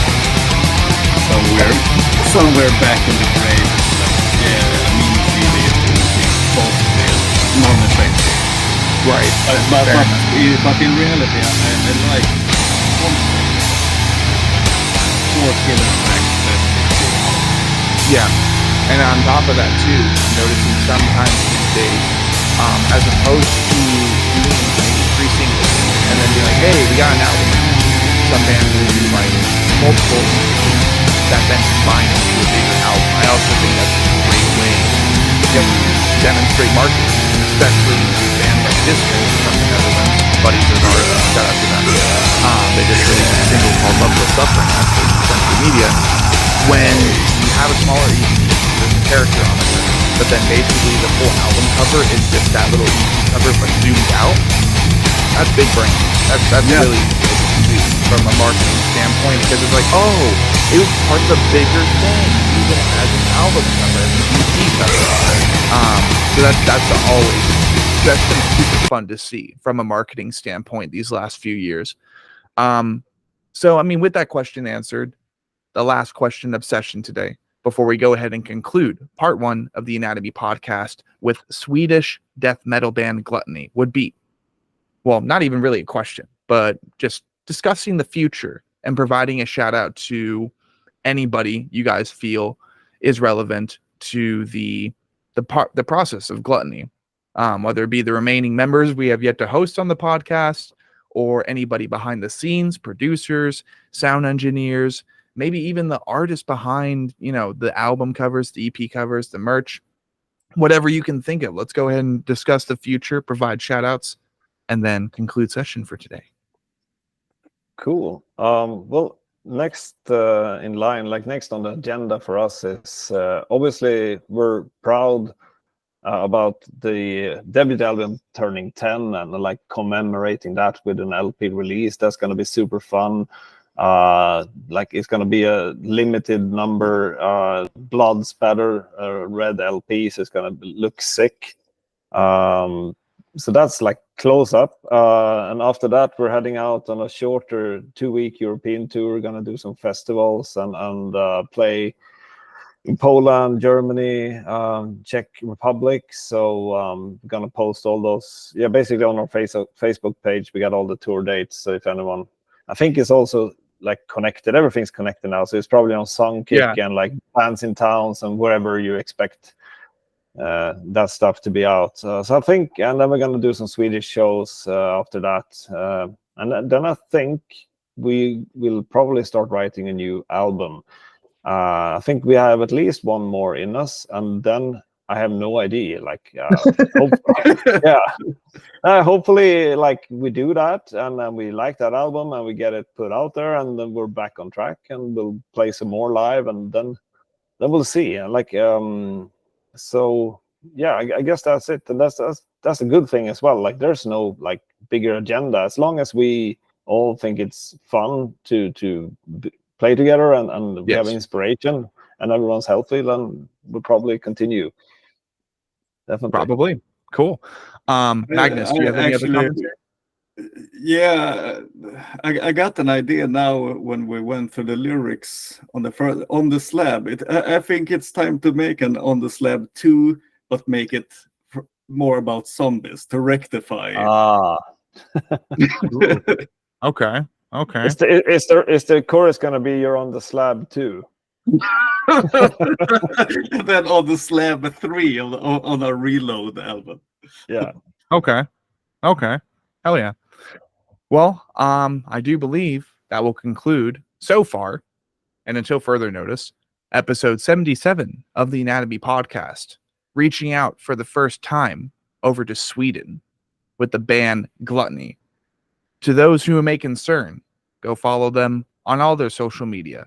Plug in, start listening to their music, because alongside you guys, we will be doing the homework as well here pretty soon. We will be hoping and planning to bring these guys back onto the podcast to promote and dissect their other albums so far, really do the homework that we don't usually do with other bands, because, well, there are actually millions of bands across the world and a new band happening every day, no matter where on the planet it may be.